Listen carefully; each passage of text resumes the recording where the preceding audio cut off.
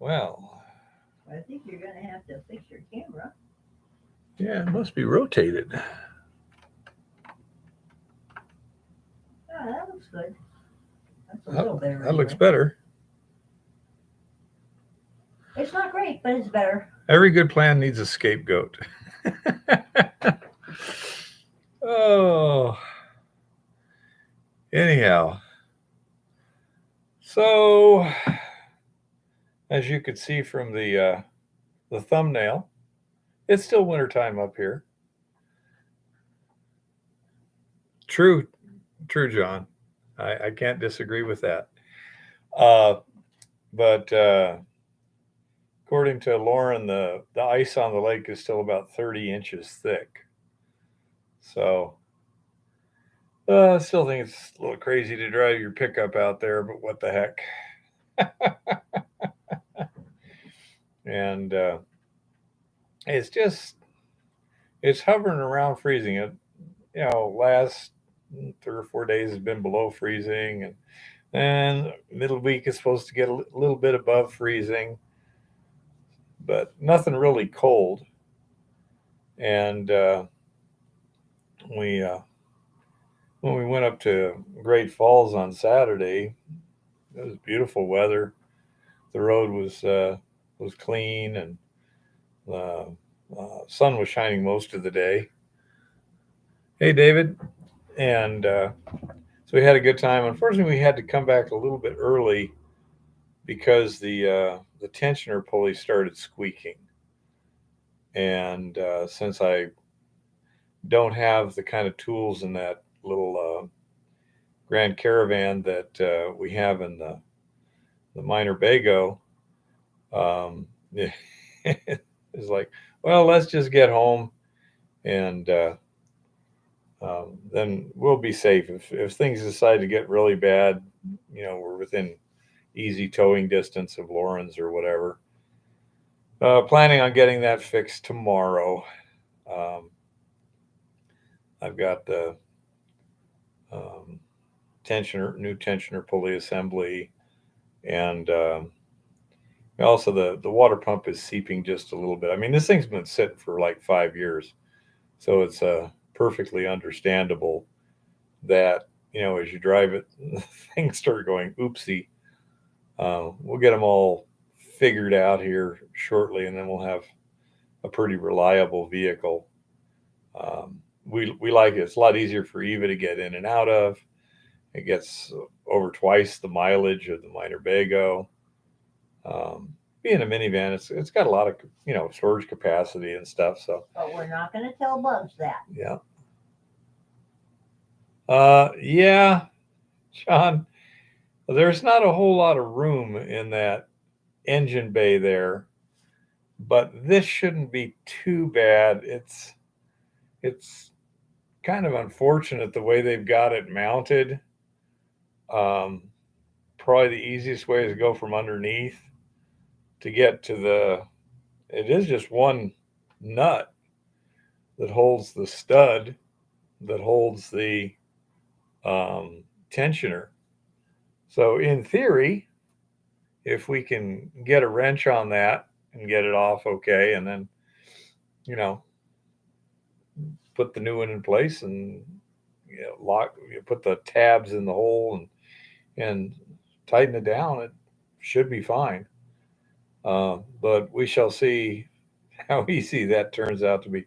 If you come in from the top, you got to pull the alternator.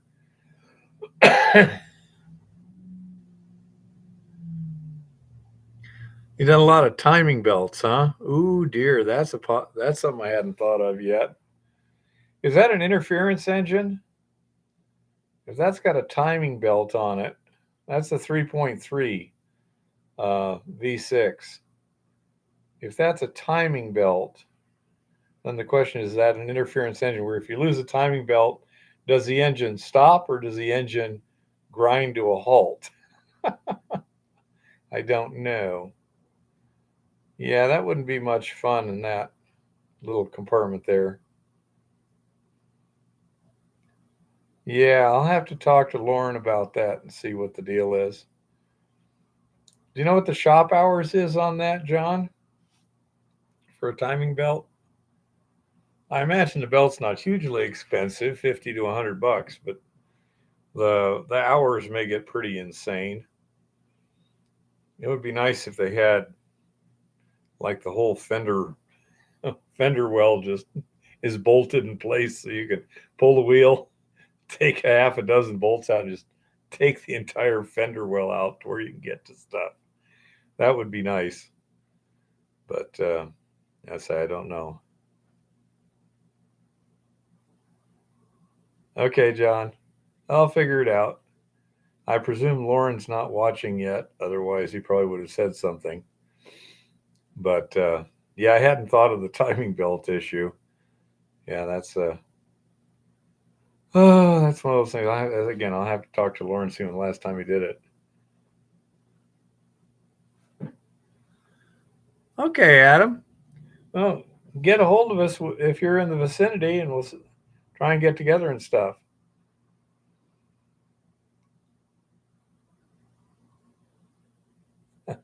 Eva does not like flying. Uh, The goddess does not fly. Period. And the story. Okay, Adam, just keep in touch. We'll see what we can do. Yeah, and of course, we got a busy season coming up. We're not ready for it yet, so we got to do a lot of preparation first. We got to get that engine fixed in the minor Bago and a few other things. Well, it's not just that. It's a long way over the water. You don't really have a lot of alternatives. Inside the United States, Eva prefers to drive, but there's not many alternatives getting to the Philippines. Oh, and the we've been running a test out at Lauren's. If you notice on the end of that last video on the resin beads, that hard plated um, stainless steel cathode, we basically put it in there, took a look at the what do you call it, galvanic voltage across it. It was going the right direction and about the right amount to begin with, but very quickly reduced from 0.33 volts to 0.15 volts or something. So we hooked it up to the power supply and basically trying to plate off of the cathode and onto the anode. And Lauren's been monitoring that since we left. I guess that would be yesterday afternoon. He says it seems to be peeling off just fine and everything. So it looks like we'll be able to fix that issue if and when it ever comes up again. I'm going to see. It's kind of strange. I don't see Chris or our electrochemist here. Good, Adam. And it looks like the carbon steel anode seems to be precipitating gold on it. So we're going to be doing some more testing to see whether or not we might be able to just directly cement onto steel from the stripping solution. That would make it easier for other people to do. We have a power supply, but if you don't need one, that might be handy.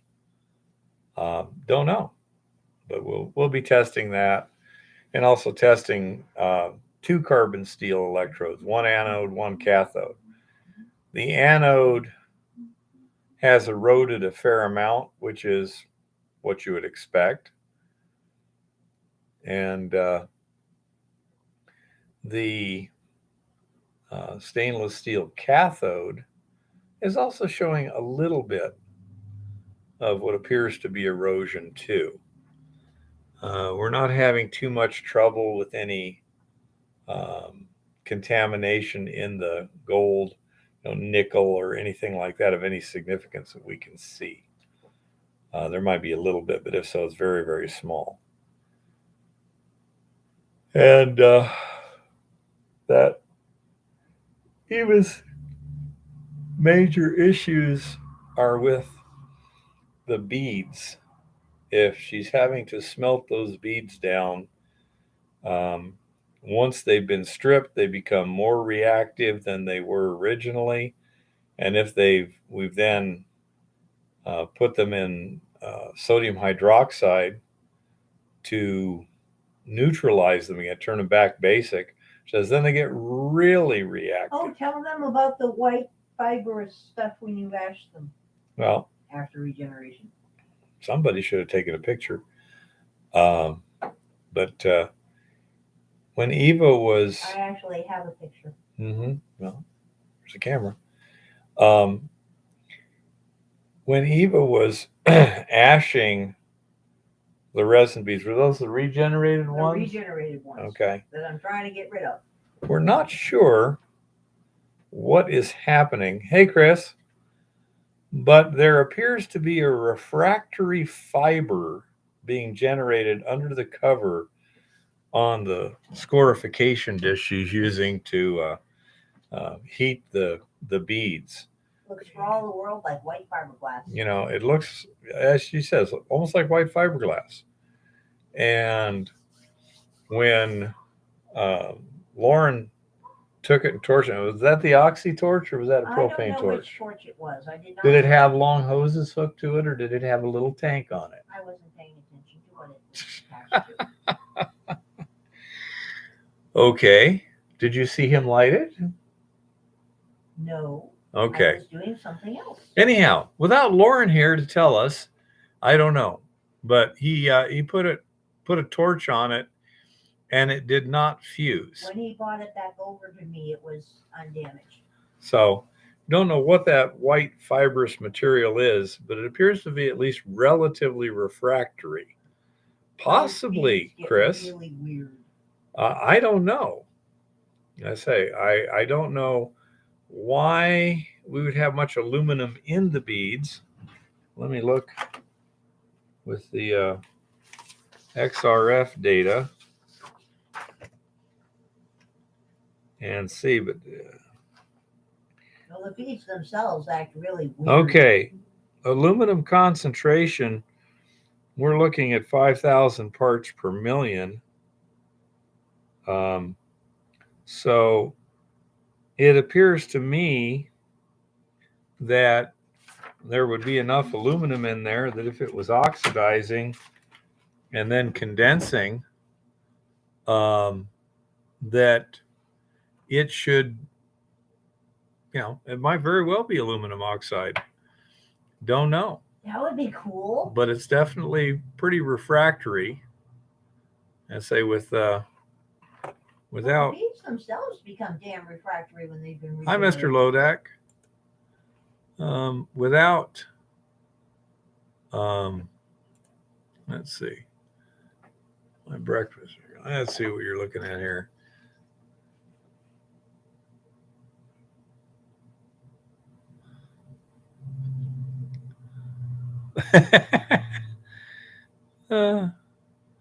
Wow, some kind of fruit, huh? Tricky sent a picture of this. It's a meringue, M-A-R-A-N-G. Not sure exactly what it is, but that's the local name. Eat the flesh and then roast the nuts like peanuts. Meringue?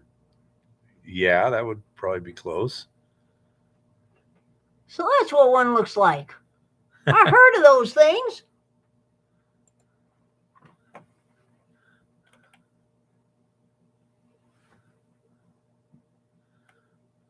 Hey, Lars got home.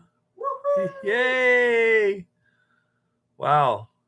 Well, considering that some of the reports I've been seeing out of the Crestline area are indicating it's turning into a Donner Party situation. Yeah.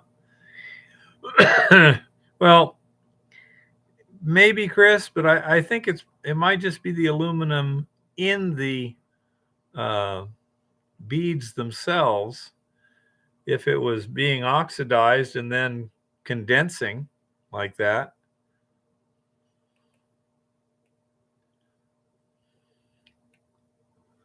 All I can say is I'm now highly motivated to make sure we find a way to not be working with regenerated fucking beads. Yeah. Okay. Lars goes, I hate snow.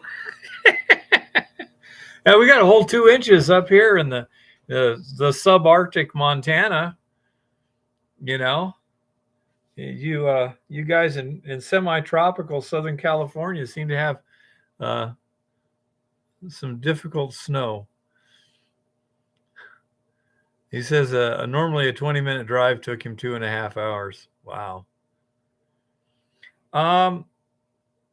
It appears there's a significant amount of aluminum, John, in the beads themselves from the getting dissolved somehow and then getting absorbed into the ion exchange resin. At least according to the XRF data,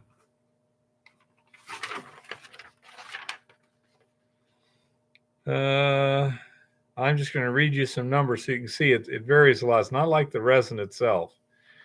This is all in parts per million.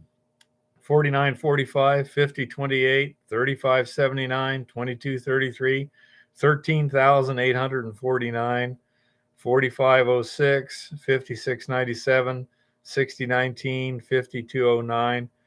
So it's clearly getting dissolved in the leach solution and then deposited in the resin. Okay, so now that we have geniuses all over the place in the house, anybody got any good ways I could test this stuff to see if it's aluminum? Take a look at what aluminum does when you drop a little mercury on it for a lark. I take it you're talking metallic aluminum, Chris, not alumina. I'm pretty sure that the melting point of alumina is aluminum oxide. It's like 3,000 degrees or something like that. Al2O3.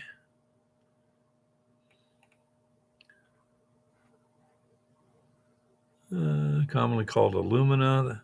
I believe that's what they electrolytically refine to get aluminum, if I'm not mistaken. So imagine how hot the furnaces have to be for that little one. Well, what I want to know is some tests I can do on this stuff other than the ones I already have. Melting point 3,762 degrees Fahrenheit. So if I can collect enough of it, we can use it to line a furnace? Probably. Right. But trying to collect enough of it would be rather extraordinary. Yeah, especially since I don't want you doing this thing to beads anymore unless we have to. It's not necessarily a problem, just an observation. The resin beads, when you try and ash them under different circumstances, behave differently. If you just take them right out of the solution, dry them, and go to ash them, they behave in a particular manner. If you strip them, you put them in the stripping solution and stuff, and strip most of the gold, then dry them, and then furnace them, they react more energetically. If you then, because now they're pretty acidic because they've been sitting in a pH 1 solution, and to keep them from reacting from a basic solution, if you put them back in circuit, the instructions are to soak them in 2% sodium hydroxide. So I did that, and then Eva tried ashing those, and they got even more radical. Yeah, they didn't want to ash at all. I mean, I was ashing them for 5 times as long at like 300 degrees hotter before they would actually break down. And when they broke down, I got all this white fiber stuff. Any aluminum in tank valves or fittings? No. Very careful on that.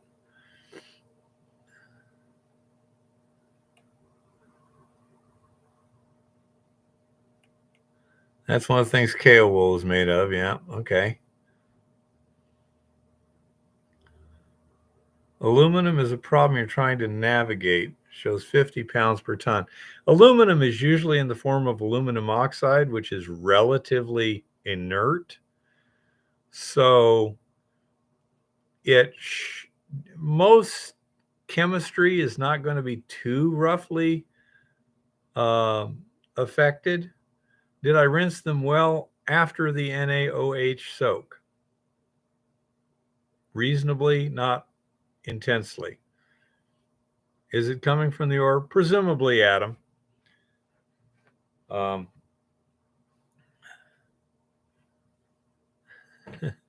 got sapphires? Yeah.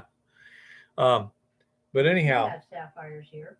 yeah. Well, Not in our mine, unfortunately. sapphires are aluminum oxide. Really? Yeah. Well, actually, I think it's corundum, but I think that's a form of aluminum oxide. Anyhow, so we're hoping that the stripped resin will effectively reabsorb gold when put back in circuit. Assuming that happens, then we would be, loading, stripping like that, and only ash theoretically quite a ways down the road, maybe years, when it loses its ability to load more gold. Um, and so the ashing part becomes something that we would worry about far down the road. If it can't be successfully regenerated and reused, then it's going to be kind of a pain in the butt because the ashing part's going to be kind of time consuming. So we shall see what happens. And another thing that I found is that, well, when I have the electrolytic cell, and I just have a couple plates in it and stuff, if the system allows resin beads to get into the electrolytic cell, which our current one sometimes does, then they become a problem for the uh, final smelting process on the gold, which is why I tried panning it off. Now, this last series of tests, we were using a poorly loaded resin. We had tried a new resin loading process to see if it would work well, which it didn't do very well. It didn't load nearly as well as the cartridge system. And so, for whatever reason, when we were doing this last series of strips, um, we would get a fair amount of real fine powdered when I'm trying to pan off the beads, um, and I'd have some gold that would sit there, you know, and then there was stuff that wouldn't, and then I would run that stuff there, which would contain beads, through a 60 mesh screen, which would gather the beads and allow other powders through. I didn't know what this other stuff was. It was pretty fine. Some of it would float off pretty good. Some of it seemed to be a little denser. So I captured all this from the series of tests. And so at the end of the whole thing, I dried that stuff out and had Eva um, smelt it down. And she said that was very reactive because it still had a fair amount of beads in it or something. Anyhow, whatever it was, you could see some beads in it. Did you say, little one? No. No, you didn't? I saw no beads in it. I probably am going to start checking with a damn microscope because I'll tell you, In the space of a blink of an eye, the darn thing went nuts. Yeah, well,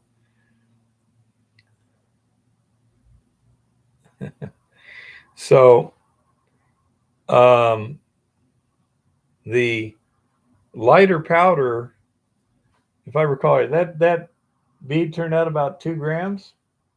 Yeah, I believe Okay. so. So that lighter material, that fine light material, turned out to be about 40% gold. So it was good precaution to save that and smelt that down too, because that's a pretty significant amount compared to all the gold we did in that whole series of tests. I'm in favor of saving everything. You know this. Um, so I say we got that, and it definitely, we're losing some gold there if we're not careful. So we'll be more careful next time. We can't just screen everything because the larger gold particles wouldn't go through the screen, and that wouldn't work. So by panning it off and then screening it, we get the beads out of the fine stuff. And then by using the dry tapping technique, I can get the beads out of the coarser gold. That stuff you saw in the watch glass was the coarser gold that we're getting. Um, but the the loading factor for this other process didn't work very well, so I'm not even going to bother explaining it. But I think Chris, you know which one I'm talking about. Um, but it was a failure. You know, it sounded interesting at the time where we could hopefully get the gold out of the leach solution before it wound up on the pad, but it didn't work. So no big deal.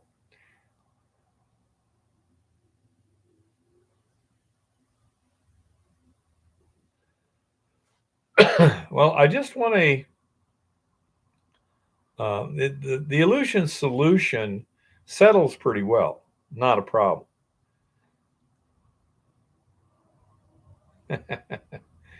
It's pretty much contained in the chemicals and stuff. I've got some used solution that I need to um, basically decant, neutralize, and dispose of and stuff.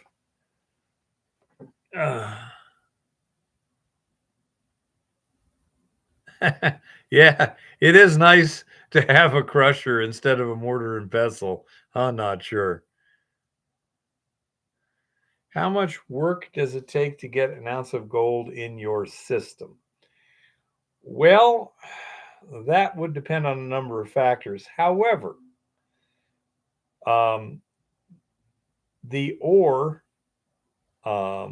is one of the major things to get, an ounce of gold into the solution, which is then concentrated into the resin, which is then extracted in the stripping circuit. You need an ounce of gold in the rock, which, we really don't like to deal with anything less than about 1 ounce per ton if we can avoid it, because of the mining and transportation costs and milling costs and stuff. Um, but eliminating that part of the equation, once it's in uh, the mill leach solutions, getting it into the resin is extremely cheap. We're just using a little 3/4 horsepower pump, and with the solution concentrations we had last year, where we were running closer to that 1 ounce per ton, um, in 2 hours of pumping, we could extract an ounce of gold without too much trouble. In the stripping circuit, in order to strip an ounce of gold, we would need roughly that's one, between 1 and 2 kilograms of resin, depending on the loading factor. And let's see. So we got we were running what was the standard bead size? About a 0.6 last season and about a point what? 0.3, Yeah. 0.3.5 this season? 0.4, Okay. between 0.2.5 and 0.4. So 31 divided by 0.4 equals 77.5 times 25. Yeah, 2 kilograms of resin. And therefore, with the batches that I'm using in the current stripping system, and we're working right now on a system that we should be able to triple the capacity. Once we've proven out that the system itself seems to work, then we'll need a bigger pump to do that. But stripping a kilogram of resin in about 12 hours, doing 3 cartridges at once. So that gives you kind of an idea in terms of the cost of chemicals, power, and stuff like that. Way less than the time involved. But that stripping circuit can strip an ounce of gold. It's probably about $10 to $20 worth of chemicals. And let's say if we're using a 3 cartridge stripping circuit, it would take basically 24 hours of continuous stripping, about 12 hours for each cartridge, using the current numbers that we've gotten so far. And therefore, it may take longer. Yeah, I would say for security's sake, say 24 hours per batch, 3 cartridges per batch, each cartridge holding, let's see, 0.5 divided by, 31 divided by 60 times 25, 1,550 grams of resin divided by 350. 4.5 cartridges. So call it 1 1/3, 1.5 ounces of gold in 48 hours. We are also working on the concept that the difference between stripping ion exchange resin beads and old electronic parts mainly applies just to the solution itself. Somewhere in the Helena area, John, we'll probably start at Montana B, see if it gets richer real quick. We're right above where they seem to have mined out pretty big right there. So we'll probably go down another 10 or 15 feet. That should only take us 2 or 3 weekends. And then we're going to be up on top of the hill and exploring up there. And if neither one of those pans out, we're going to be looking at other places. Dave Van has a mine down near Dillon, which is about 100 miles from here, which is a little farther than's ideal. But if it's good grade and easy mining, it certainly work. And then Jeff Kablock has some stuff about 40 miles from Helena. One of his mines might work out well. We have lots of options. But anyhow, back to what I was saying about the stripping circuit, we're also going to be doing some experiments as to whether or not it's going to work well on stripping electronic parts. The thiourea can theoretically dissolve gold directly, although you need more of an oxidizer. Hey, Chris, would hydrogen peroxide work as a test oxidizer for that? And just because it's easy to get hydrogen peroxide in Helena. If we go to like ferric chloride or ferric sulfate, something like that, we're going to have to order it in and like that. And yeah, I say, but Eva's not much into flying right now, Tricky. Uh, but I would like to visit you sometime, though. That would be way cool. Um, so by adding a bit of an oxidizer, we may be able to make it directly dissolve gold. It's also a possibility that if we had certain kinds of concentrates, how would you do it, Chris? Something like iron and hydrochloric acid? Uh, but anyhow, the uh, certain ores are naturally acidic, which would be very difficult um, to deal with the Eco Gold X because it's basic.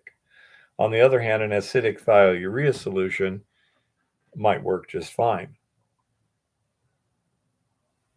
Iron, some hydrochloric, and a bit of peroxide. Okay, I say we'll work on it first. Prospector Trip is going to send me some electronic parts, and Jim says he's got a source on some electronic stuff too. We're just going to take a few electronic parts and see how hard it is to get a solution that will strip them. Once they're stripped, then we would be electroplating the gold out of that solution. So we may have a system that, with almost none or very small modifications, might do a fine job of stripping the gold and silver off of electronic parts, which would be way cool. And we may, um, sell those. We'll have to see how it all works out. I'll have to be a little cagey on some details, unfortunately, while we're investigating all that. But yeah. Send me pictures of stuff before you destroy it. I have a number of connections to electronics parts collectors. Yeah. Okay. A lot of older stuff is worth big bucks. Big bucks, huh? Yeah. Roger, Chris. That's Eva's job now. Take pictures of electronic parts and send them to Chris for. Okay. I'll take pictures, put them on Imgur, and when we get home, we can put them in an email and email them. Yep. Yeah, I don't think hydrogen peroxide by itself is probably going to work too well, David, in terms of dissolving gold. But you can, let's say, depend on the strength of hydrogen peroxide. The thiourea, according to the literature I was looking at, they said it's the thiourea is so non-toxic that the acidity of the solution, and this could come up to like 3, sometimes even 4. So we're looking at vinegar as the acidity. And so the acidity is more hazardous than the actual thiourea. And so it might work out pretty well. Certainly be a lot less hazardous and stuff than strong acid, aqua regia digestion followed by SMB, sodium metabisulfite precipitation, things like that. So we're going to be working on that here too in the next month or so. Got a test lined up to do a bottle roll, see whether or not the resins we're using have now been effectively regenerated. Can they be reused? So don't know. Got to do some research over in Butte. Got to get the vehicle working. Get the bugs worked out. It takes time.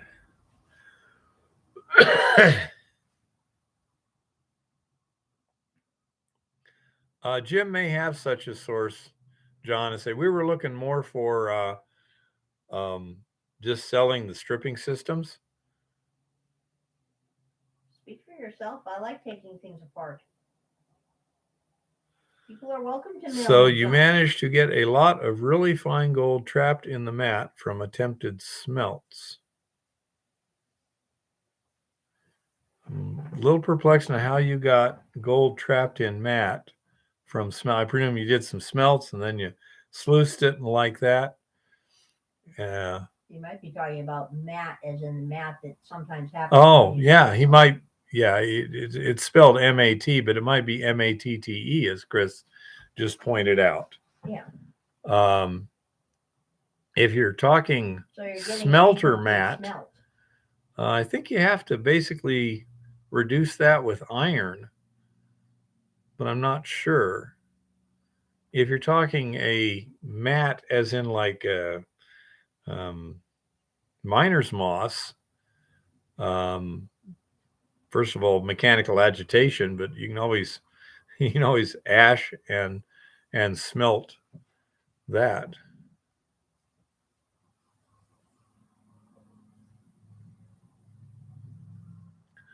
Goldex had a formula for electronic. They added E to the type, as I remember. I believe you are correct. And I think we're actually using the E. And because faster, too low a temperature and the wrong flux. Yeah, you need to refire it. Obviously, you got to get it hot enough, and then reducing agent. I think a real common one on matte is nails. Just some iron nails will do that, if I recall.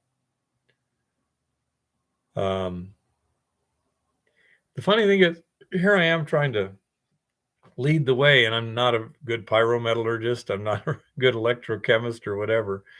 So,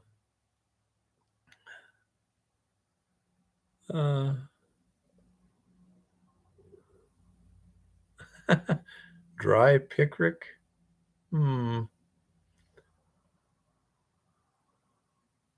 Iron and/or flour. Okay, yeah, flour. That would make sense. Yeah, if he's getting an incomplete smelt and he's getting matte, and then he needs to put in charcoal, flour, argol, or iron. Charcoal would work also. Picric acid, huh? What is picric acid?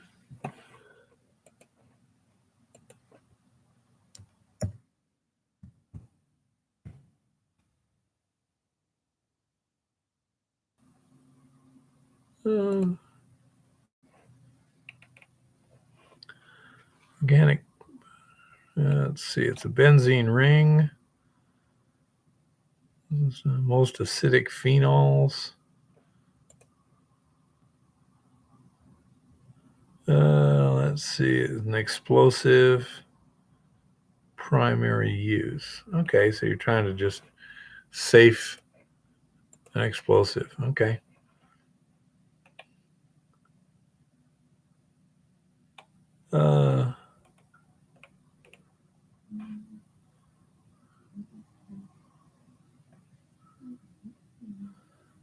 The real danger with picric is the metal picrates it will form. They're highly unstable and explosive. Well, that seems undesirable. Goodness gracious. Oh, Tricky has all the excitement, which is fine with me. I don't get to blow shit up. Well, the trick is not blowing yourself up.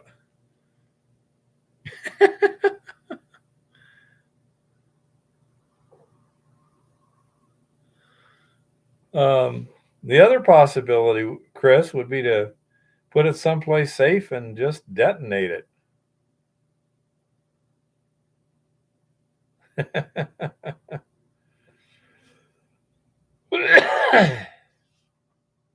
Because, yeah, you don't want an unstable explosive around, but say if it can be safely moved to an area where it can be disposed of and just blown, that's a good way to get rid of it.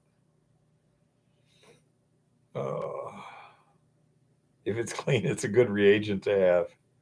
Yeah, some people are like that.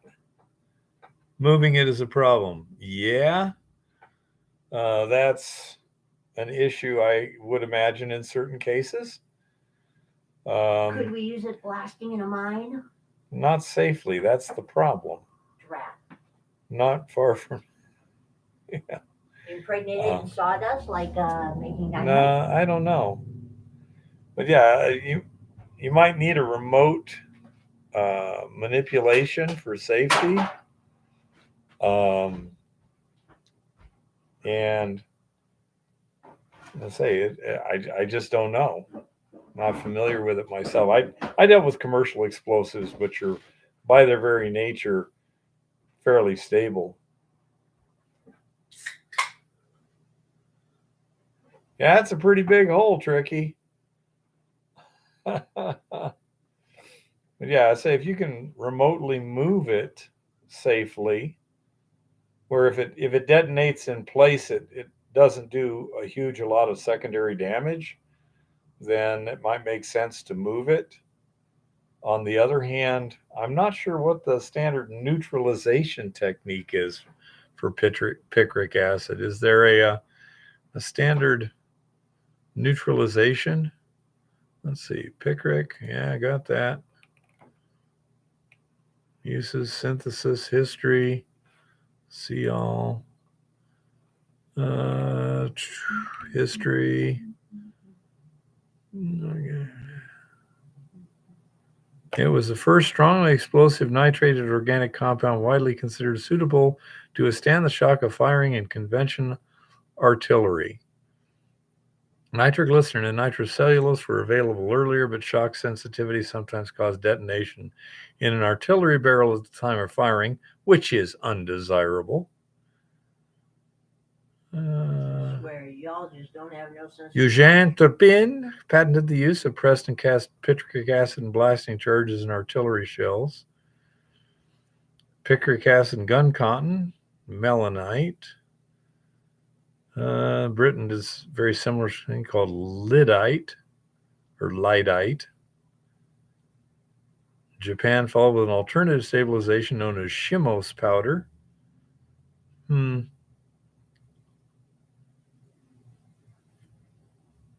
Instead of attempting to stabilize the material itself, instead removed its contact with metal by coating the inside of the shells with layers of ceramic and wax. Okay. So you can wax it.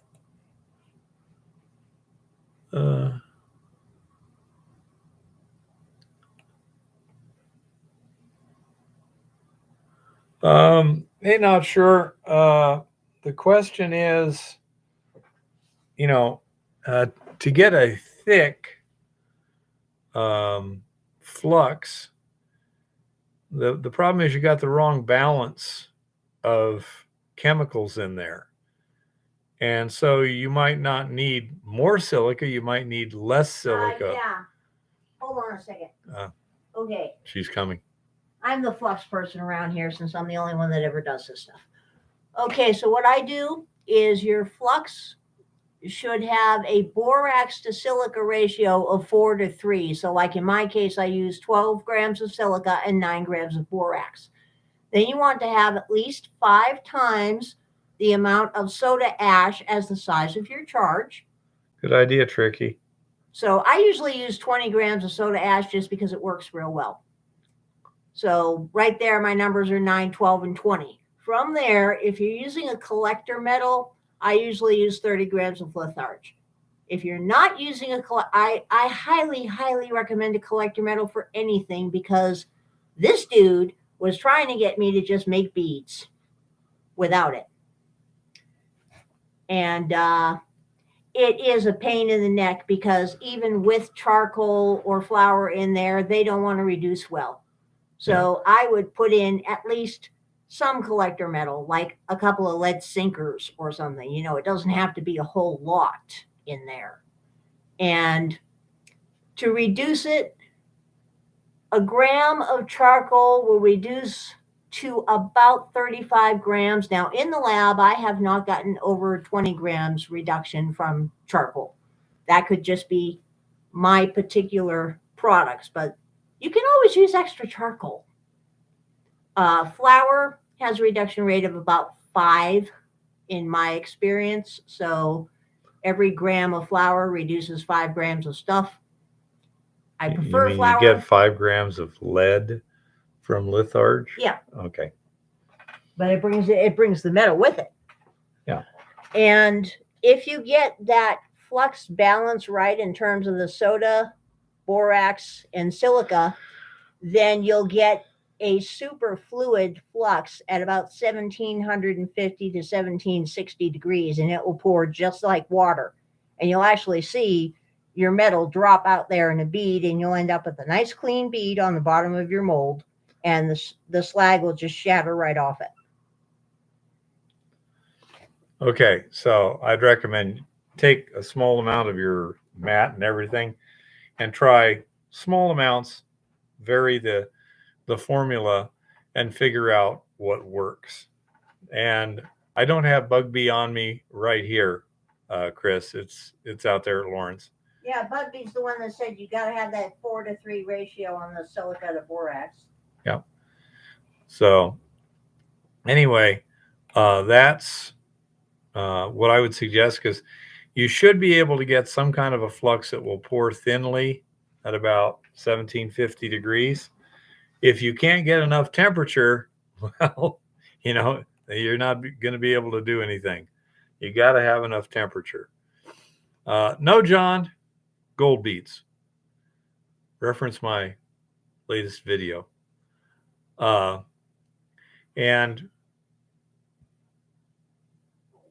now they want you to string what?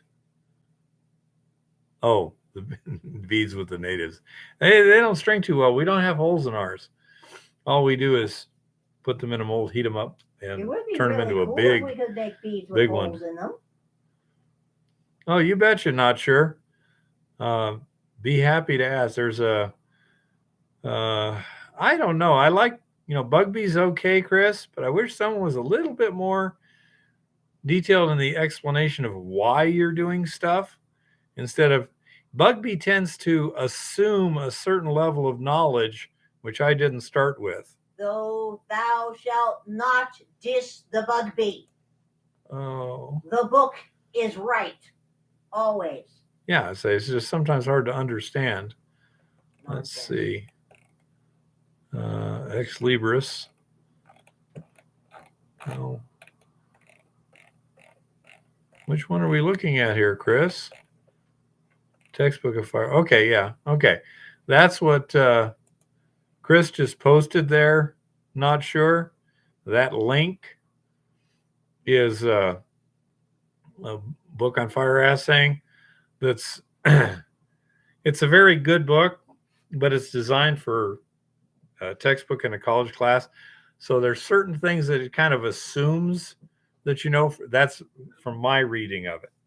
Okay. But the book is the Bible. Read the book. I ask her. She can read the damn book. She's good at reading.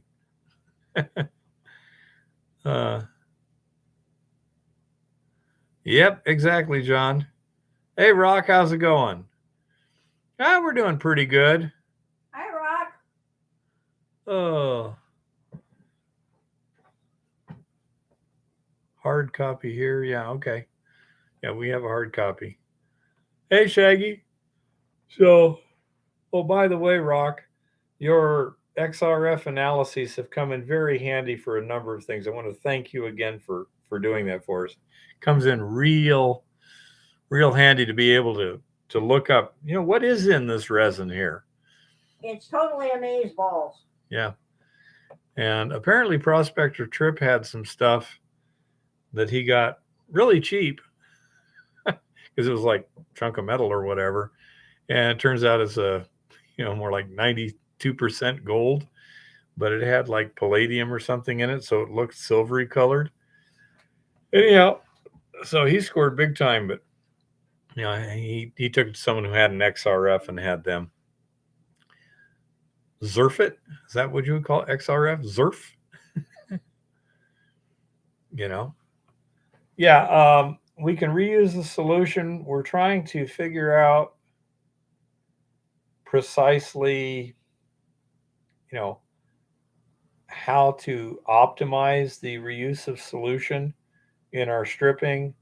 It's easy to do it in the leaching process, apparently. We haven't had any problem there. We haven't run into any poisoning yet. Yeah, poisoning would be if something builds up in the solution. and to where it's causing problems. We haven't had that. I just say zap it. Well, it works good to me. I'll go with that, Rock. But anyhow, so we're at the point where we're just trying to refine all of our little processes and define the parameters. It's kind of tedious and boring. Uh oh. Oh dear. Eva needs to graduate to this. Okay, what do we got here? Legend Cupel for. Oh, okay. Oh, I want one. 6, 24 Cupels at once. I want one. You do realize I want one. Yeah, well, it wouldn't even fit in the furnace.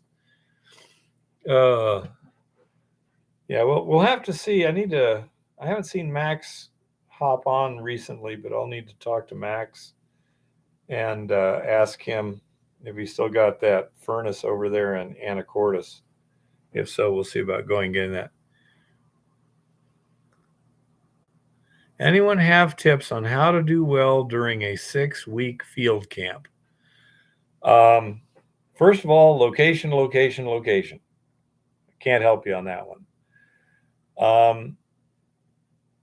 Adam, it depends a lot on you and whoever's with you. If you're field camping and you are comfortable most of the time, don't have to be real comfortable, just reasonably comfortable, it's not too bad. Look out for those things like wet, cold, stuff like that, and Good be socks. prepared. Yeah, good socks, extra Wool clothes. socks, not cotton if you're in a cold climate. Also, food that is both nutritious and tasty. Your field camp, how far is it going to be from resupply? Is this something that you can head off in 30 minutes to a grocery store? Is this something like I was at in Middle Fork of the Boise River, that it was basically a 1-day round trip to a grocery store? It's a big difference. Which it is.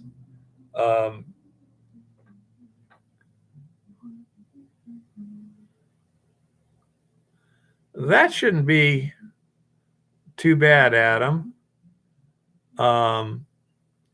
Pack a lunch every day, your supply of breakfast and dinner.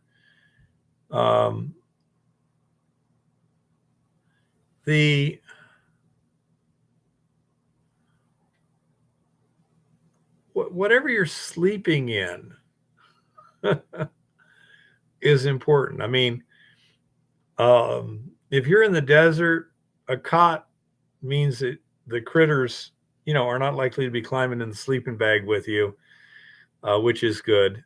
It's also a little cooler that way. If you have depending on how much softness you need to lay on, it's important for you. Me, I can lay on just raw sand, with a blanket is fine with me. I've got another thing I found out is the sleeping bags that they sell will have a rating on them. And for example, a 30-degree sleeping bag is reputed to keep you comfortable in 30 degrees. I dispute this assertion. It has been my experience that whatever the temperature that you're going to be in, you want to have a sleeping bag that's rated, 20 degrees cooler than that at least. You can always unzip, okay? And, so if your sleeping bag is warmer than you need, you can always open it up to cool off. But if it's not warm enough, life sucks because you're not going to sleep well. And wool socks and wool clothing if you're in a cold climate, because when cotton gets wet, you freeze. When wool gets wet, you don't. is that how they say it now, Chris? I would agree with Chris's statement there. A 30-degree bag will keep you alive in 30-degree weather. Yeah. Uh, and make sure that if you have any routine kind of medical things, headaches, um, acid reflux, anything like that, hey, Dan, how's it going? Make sure you've got those medications, Imodium for diarrhea, stuff like that. Make sure you got a basic set of things. For example, uh,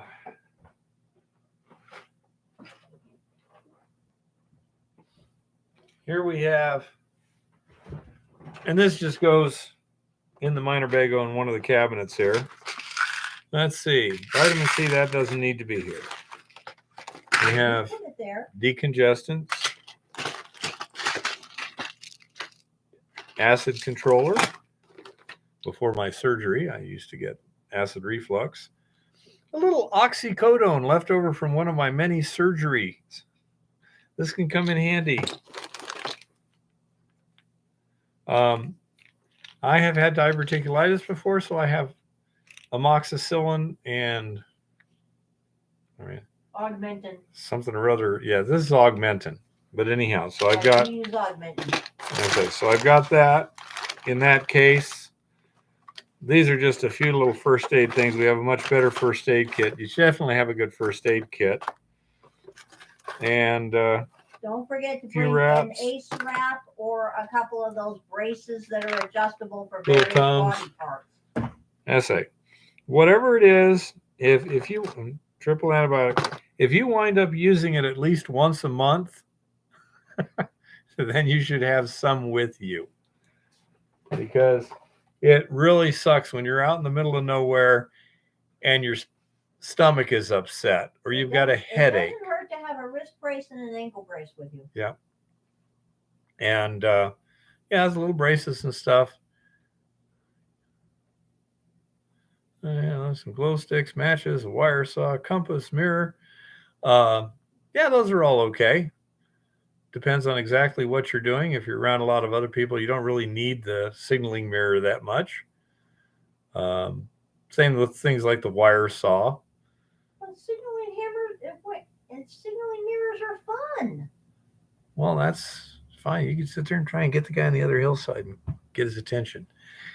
But no, let's say this is why it sounds like you're going to be around a number of other students. And, so that's a different situation when you're by yourself. But basically, you want to have the stuff that keeps you comfortable. And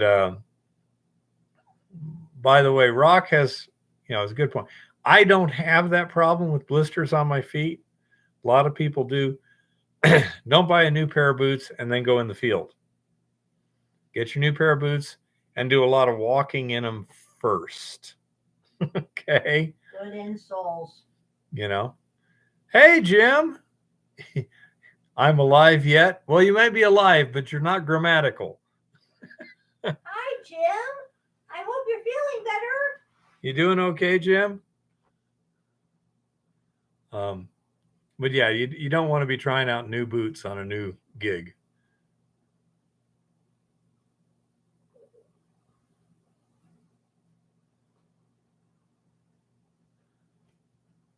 Apparently he's not quick on the keyboard either. Toilet paper? Yep. Bootlaces? Yep. Those are good ones. Don't forget socks. Hey, Scotty.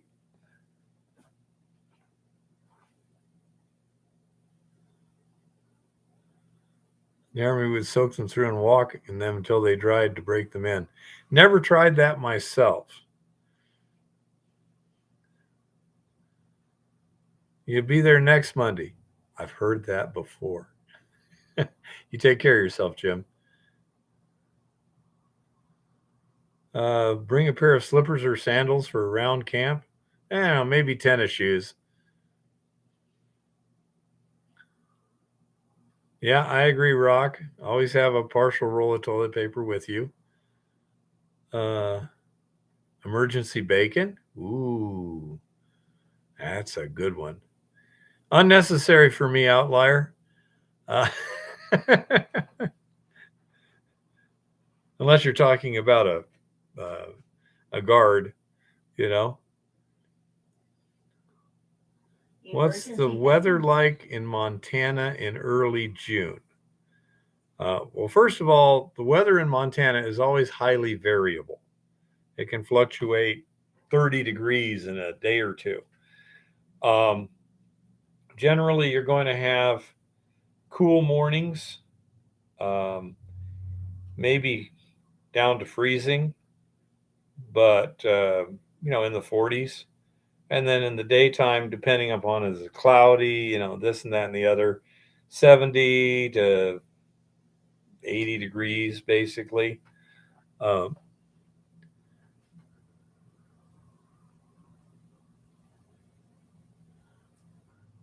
um, take a gun around here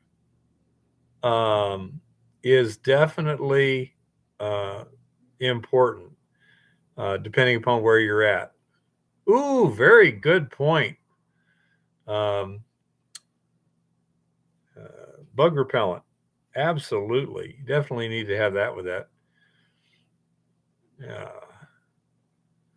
If there's poison ivy around, calamine lotion's helpful. Yeah. If you're going to be ranging for a group, radios, that inexpensive two-way radios, yeah.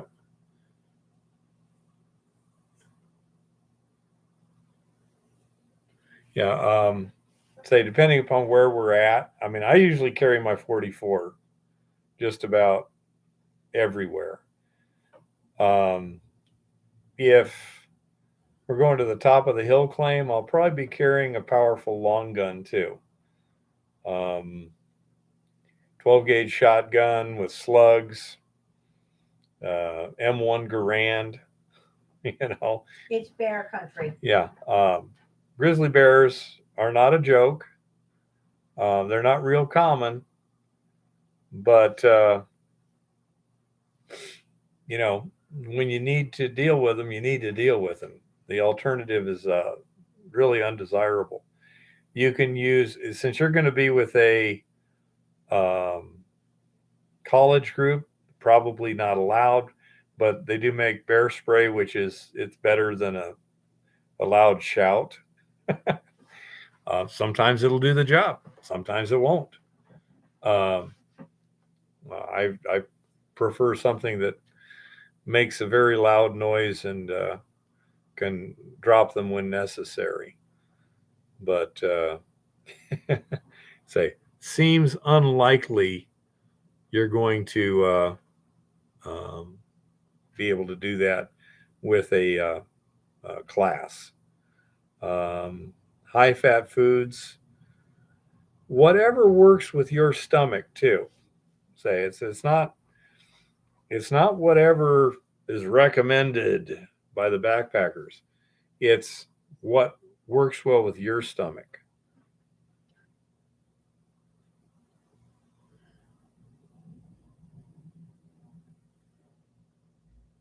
Wow. I haven't seen that yet, Jim. Another thing that comes in handy, um, if you just have a large trash bag, it's pretty small. It folds up very, very small, but you can cut a hole for your head and your arms and turn it into a improvised raincoat, and it'll do a good job of keeping you dry, but it does a better job of keeping you warm than you would think it would. You know, and that comes in real well, um, especially if the weather changes suddenly. You're out hiking, you're an hour from camp, and a thunderstorm moves in, and all of a sudden the temperature drops 20 degrees, the wind picks up, and it's starting to drizzle or rain. Suddenly, you're not dressed for it. And let's say a trash bag can literally be a lifesaver. Um, there was one time we were doing a kettle corn event at the Graham County Fair, and so a thunderstorm moved in, it poured down, and there was this old guy. I mean, this was a old skinny geezer, and I mean, it's just dumped. And by the time I even got to this guy, less than a minute, he was already shivering. So immediately put a trash bag over him to retain the heat. Well, somebody got a car real quickly, and we could, get him in a much warmer environment. But that's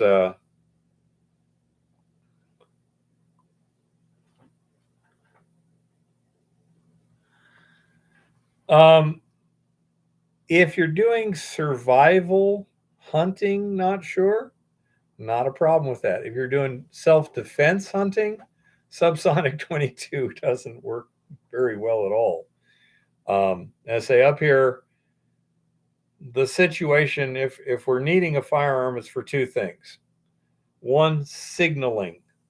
Like when I'm up at the Montana Bee and Eva's in camp sleeping, if I fire 3 rounds with that 44 Magnum, it'll wake her up and she will hear it.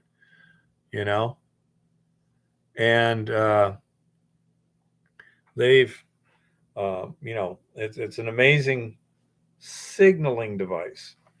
By the way, without the real smart guys like Chris or whatever, what is the standard distress signal with a firearm? If you hear this, it means somebody needs help. Anyone got it? We'll leave that out there for a minute or two, and then let people like Chris jump in and probably rock. Not just that. I actually heard 10 seconds, Chris. 3 shots spaced 10 seconds apart, because that's a very unnatural sound. It would not be unusual to go bang, bang, bang, shooting at a deer. But bang, let's just listen. Bang, 1001, 1002, 1003, 1004, 1005, 1006, 1007, 1008, 1009, 1000. Bang, 1001. See what I mean? It's very widely spaced, evenly spaced. Generally 3 shots, absolutely. But space them evenly and stretch them out a little bit. Bang, bang, bang doesn't work. Because a lot of people do that. What's the standard reply? You hear bang, bang, bang. Let's suppose you've got a gun. What do you do at that point? Yeah, exactly, outlier. Correct. 1. You fire 1 shot to let the other person know you've been heard. Okay? And then the person who is calling for help, assuming they have the ammunition, should fire, once they've got that confirmation, then they fire 1 shot every 10 to 15 minutes to allow the other person to zero in on them. Okay? That's the standard stuff. In our case, where it's just me and Eva, one time I was exploring a little bit, and I was kind of over the ridge and down at a ways, and she heard a gunshot, and it was apparently a hunter or something. I never heard it. I was probably on the other side of the ridge, and it was up past her the other direction. But while I was hiking back, I got to top. I was coming along top of the ridge, and here's Eva. And she's like, "I heard a gunshot. I'm coming to find you." But anyhow, so I say they're a very good signaling device too.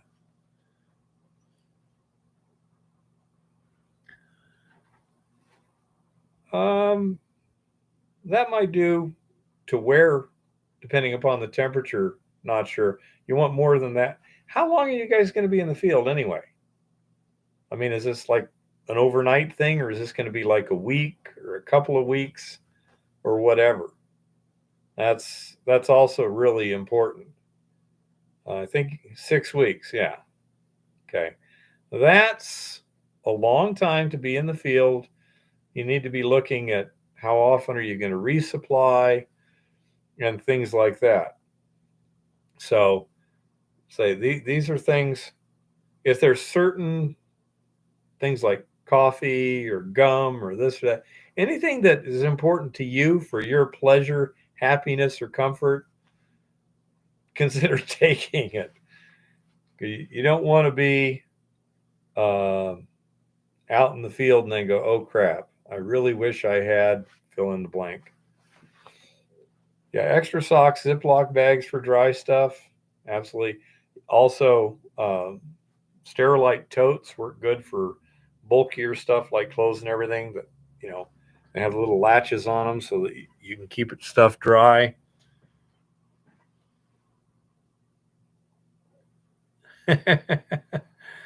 Yeah, I'm not sure. I suppose a Mac 10 would take down a grizzly sooner or later. And fan for some white noise. That's good. If that bothers you, absolutely. And I say another thing that comes in handy if when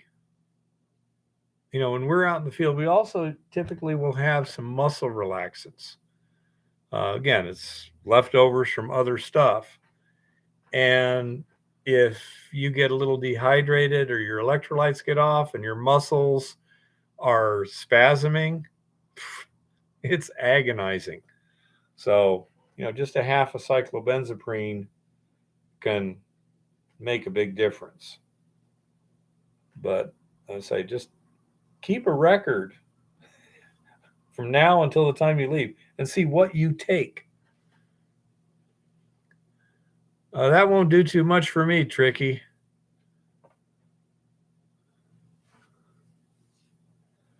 But I say these are the sort of things. If you do it on a regular basis like we do, again, you wind up with a kit like this. And then at the beginning of the season, you go through it, make sure you've got extra stuff. This stuff here is more mapping and things like that. I've got a number of drafting instruments and stuff that I can do basic things. What's in this bottom envelope here? Yeah. See my blank sheets that I can map on. And these should be location notices. So that if I see anything that I want to stake, I've got them with me. And you just do that by having it all in a kit that you load every trip. You don't forget it.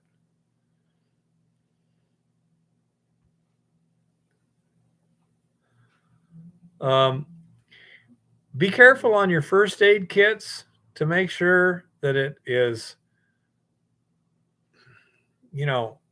adequate for serious injuries. Band-aids, you use a lot of them, but you don't need a Band-aid. Nobody ever dies from lack of a Band-aid. They die from lack of a pressure dressing or things like that. If you get a flesh-eating bug in it and it eats your whole finger off, then you die. Yeah, but a little bit of bandaging tape it's easy to improvise something like that, but you need to be able to deal with the serious injuries, and everything else is automatically taken care of. Any really good kit will typically have some Band-aids and antiseptics and things like that. Duct tape comes in handy, and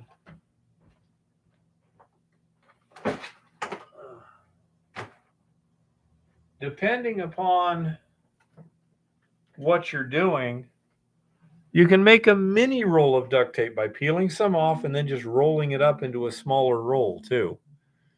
You know, and therefore you'll have just a little roll of duct tape, smaller than the center core of a regular one.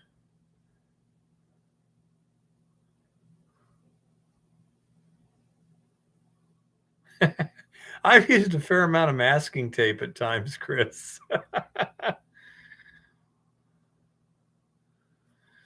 Yeah, trying. I have a what do you call it? An Israeli pressure bandage too.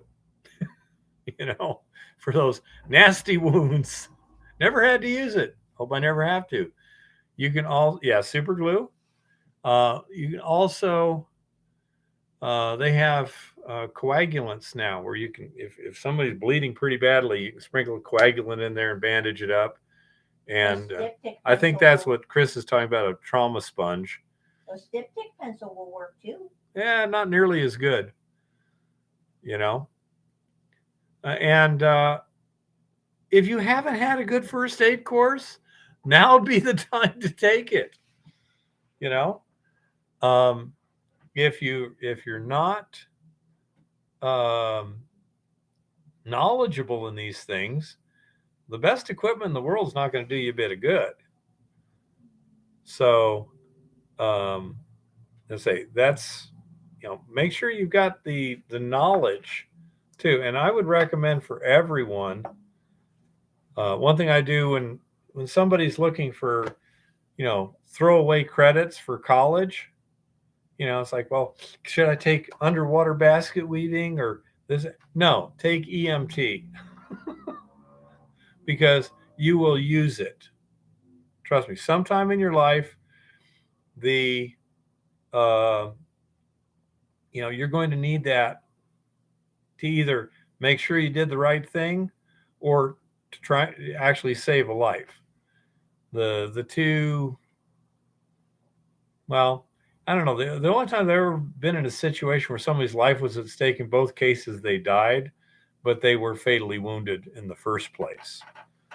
So that's, one of those things that happens. But in terms of when I cut the end of that finger off, I'm like, bummer. I know I'm not going to bleed to death from that. If nothing else, I can just hold it like that. It was uncomfortable, but not scary. It was just really annoying. It took us 3 hours to get to the hospital to again clean it and stitch it up. So annoying. Yeah. But I say, yeah, Wilderness Medical First Responder course. That sounds really good. Never had one at any school that I knew about. But yeah. They talk about it a lot on the purpose of it, apparently. Maybe it's something they've come up with in the last 10 or 20 years.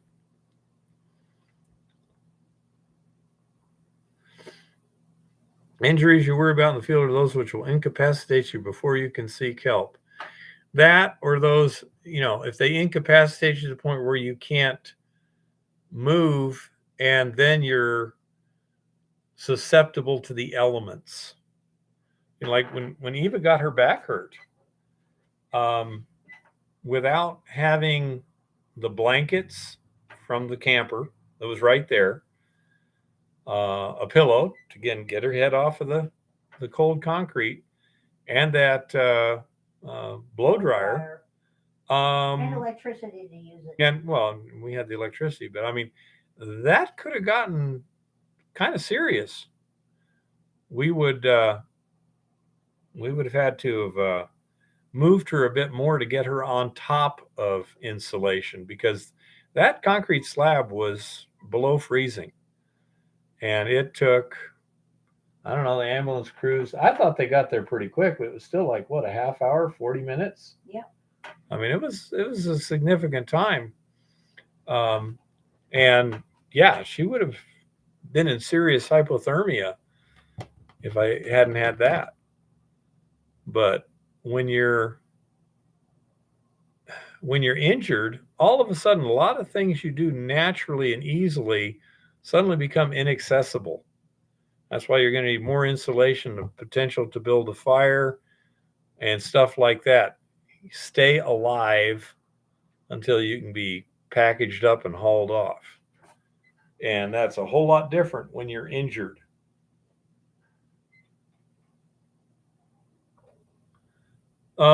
Possibly, Chris. I say, in the case of the way it worked out, you're probably right. Chris says that cold slab might have helped reduce the inflammation on your back. I say because of quite possible. We were able to provide her enough general body heat to keep her warm. Not a problem. And Christopher, bring at least 2 emergency blankets. Okay. Those little space blankets. Yeah. No argument there.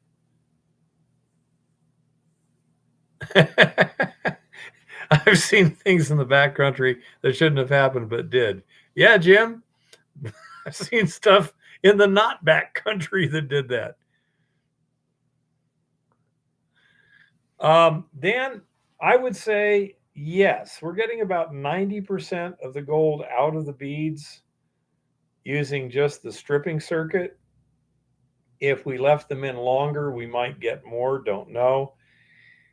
If they are then, regenerated and put back in circuit, it becomes a non-issue. That 10% just stays there and becomes kind of a base factor. When you're finally done with those beads and they're no longer absorbing, then you would ash them and smelt it down. And little one, losses in the ashing process are pretty much non-existent now, correct? Yep. Yeah. Whatever you're doing to them to elute them is stabilizing stuff. Yeah. Let's say it's the regeneration that's sketchy. Whatever's happening during the elution, it's stabilizing our vaporization issue. We're not having that problem. Don't know why. It would require a lot more analysis than we currently have the time, effort, and money for. We'd have to get some laboratories involved.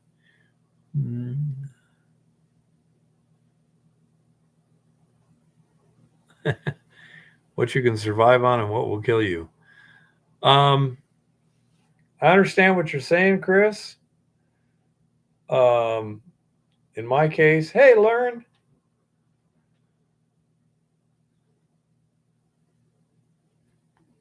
Okay, so I presume that you cleaned up everything there, and it's done flaking off of the electrodes. Then you decanted and rinsed a little bit, and then dried it up, and you got a couple more grams of predominantly gold. Correct, Lauren?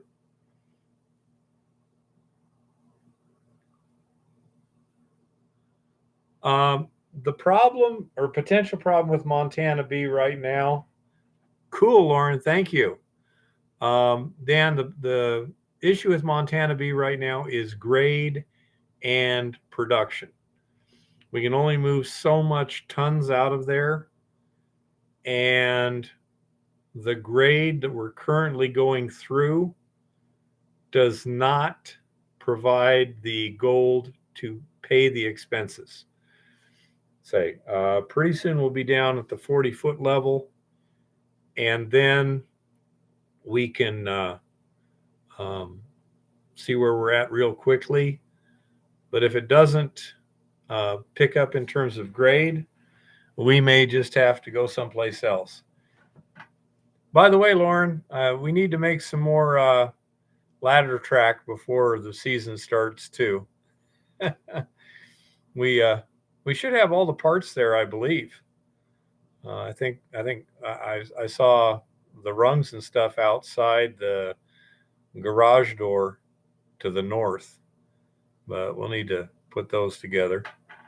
Did you find out about the waste oil today? Yeah. The waste oil thing is set up, Lauren, whenever you want. So um, just sometime during the day, during a weekday. Okay. So let's see. So everything checks out between the assaying of the beads, the ore, and the final product. That is correct, Dan. Between um, the ashing and smelting of the residual beads and whatever we got with the electrolytic cell, we are getting an average of more than 100% by just a little bit, which means the fire assays are losing a little bit. But yeah, we're getting pretty good recoveries overall. So we're pretty happy. Again, it's an optimization thing right now. Oh, by the way, Lauren, Lars is home now. He survived. That's correct, Dan. Of course, if we wind up having to go someplace else, then we hope all the processes work fine on that ore. That is not a given. It's definitely not a given. So we would have to start at the beginning and do some metallurgy again to make sure that the Eco Gold X is going to work with that ore. Blah blah blah. So, assuming it's reasonably similar, it should be pretty much plug and play. But as I say, we've got for Montana B ore, which is basically an oxidized, mainly iron ore. Iron oxides, limonite, that sort of thing. Should be able to do just fine. And the other thing is too, Dan, is that in another mine, we may have a lot more coarser gold that we'll need to put in a gravity circuit too before we leach it. So that's a possibility you always have to be aware of. In Montana B is basically just all fine gold.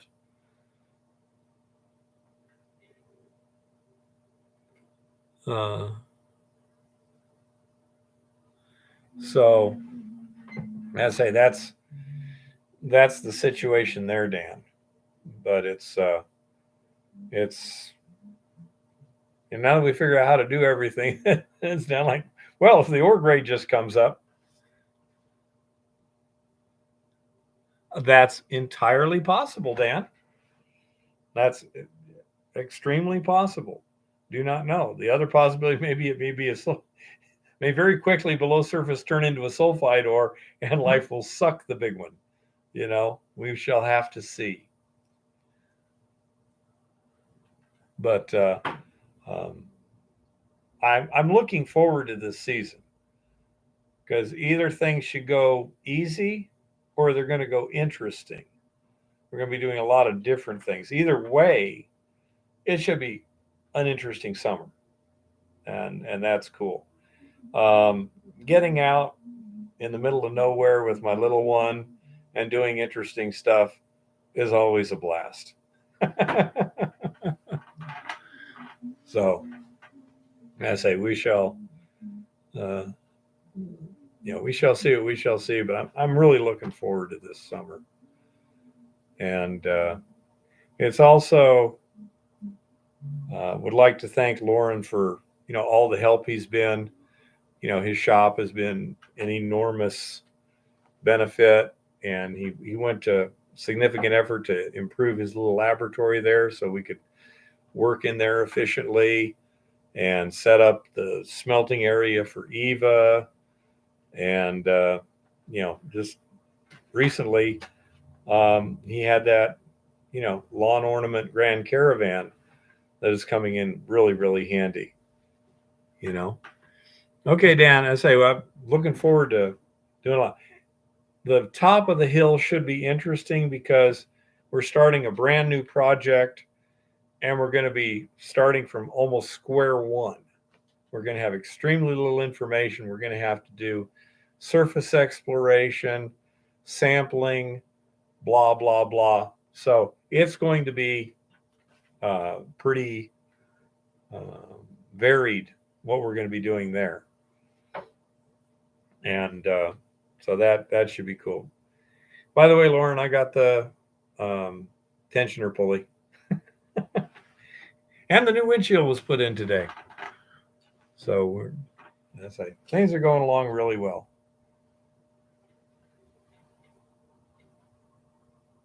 Take care, Dan. Oh. Things are going great. Things are going swimmingly.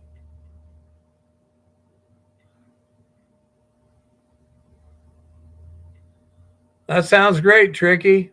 Be safe.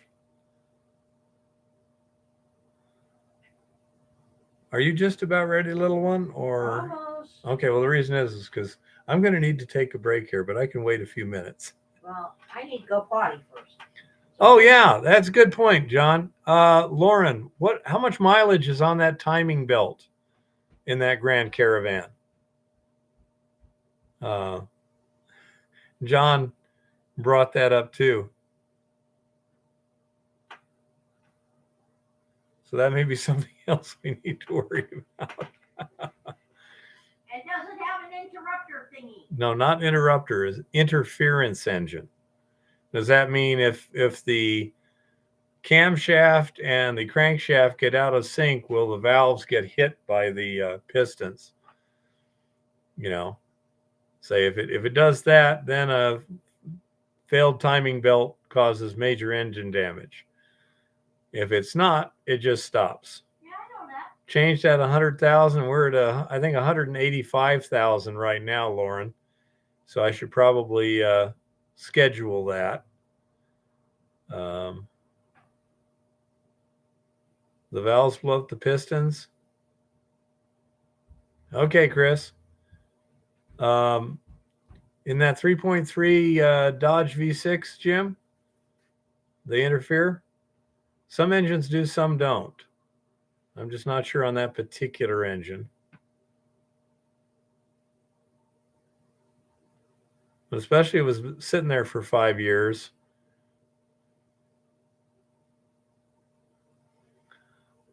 Yeah, Shaggy, my brother had one too, and he was pretty happy. I think he wrecked it. If I'm not mistaken, that's the one he was on an off ramp in San Diego and ran into the back of another car and trashed it. Do I keep a field notebook? Adam, typically not.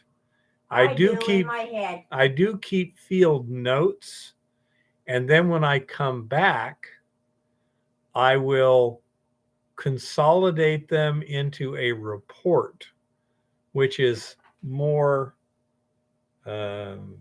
less chaotic. Let me put it that way. And then I will put a copy in my files. I'll email a copy to my principal. I have a copy in my computer, and I give a hard copy to my principal.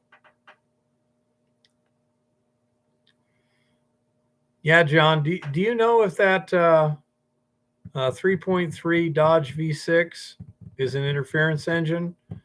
Or if you lose the timing belt, does it just stop? Any idea?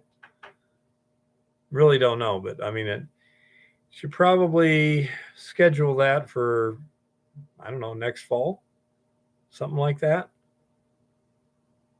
Because that'll be almost at 200,000 miles then. Say, depending upon what level of damage you get if it goes, can make it a little different in terms of what the priority is. Don't forget to put my sign up. Oh. Hi, everybody. If you are ever in Great Falls, you need to go to North 40. That store is incredible. Just saying.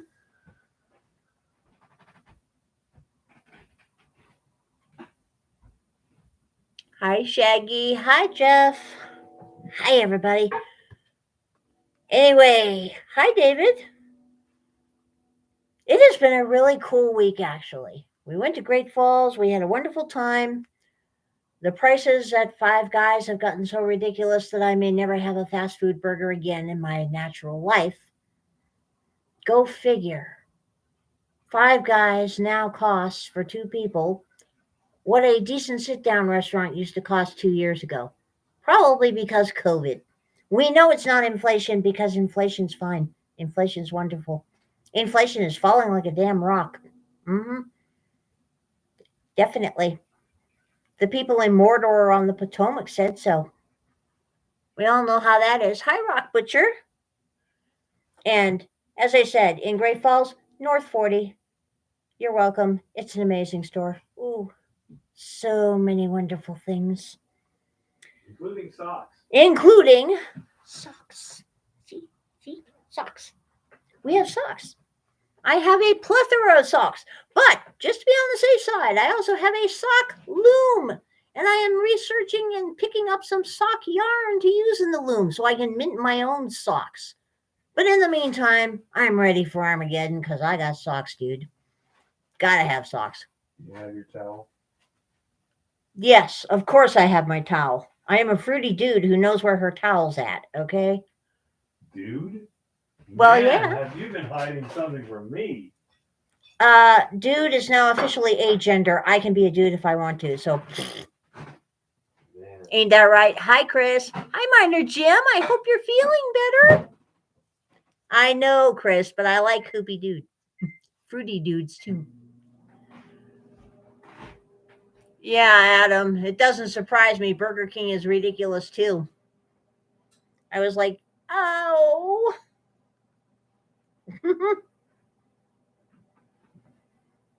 It was just awful. Anyway, Rio Tinto went and got themselves in trouble.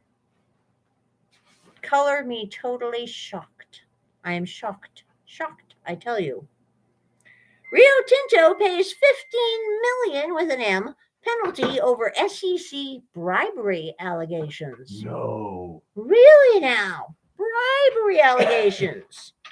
Rio Tinto agreed to pay $15 million penalty over U.S. bribery allegations related to the company's efforts to retain valuable mining rights in Guinea.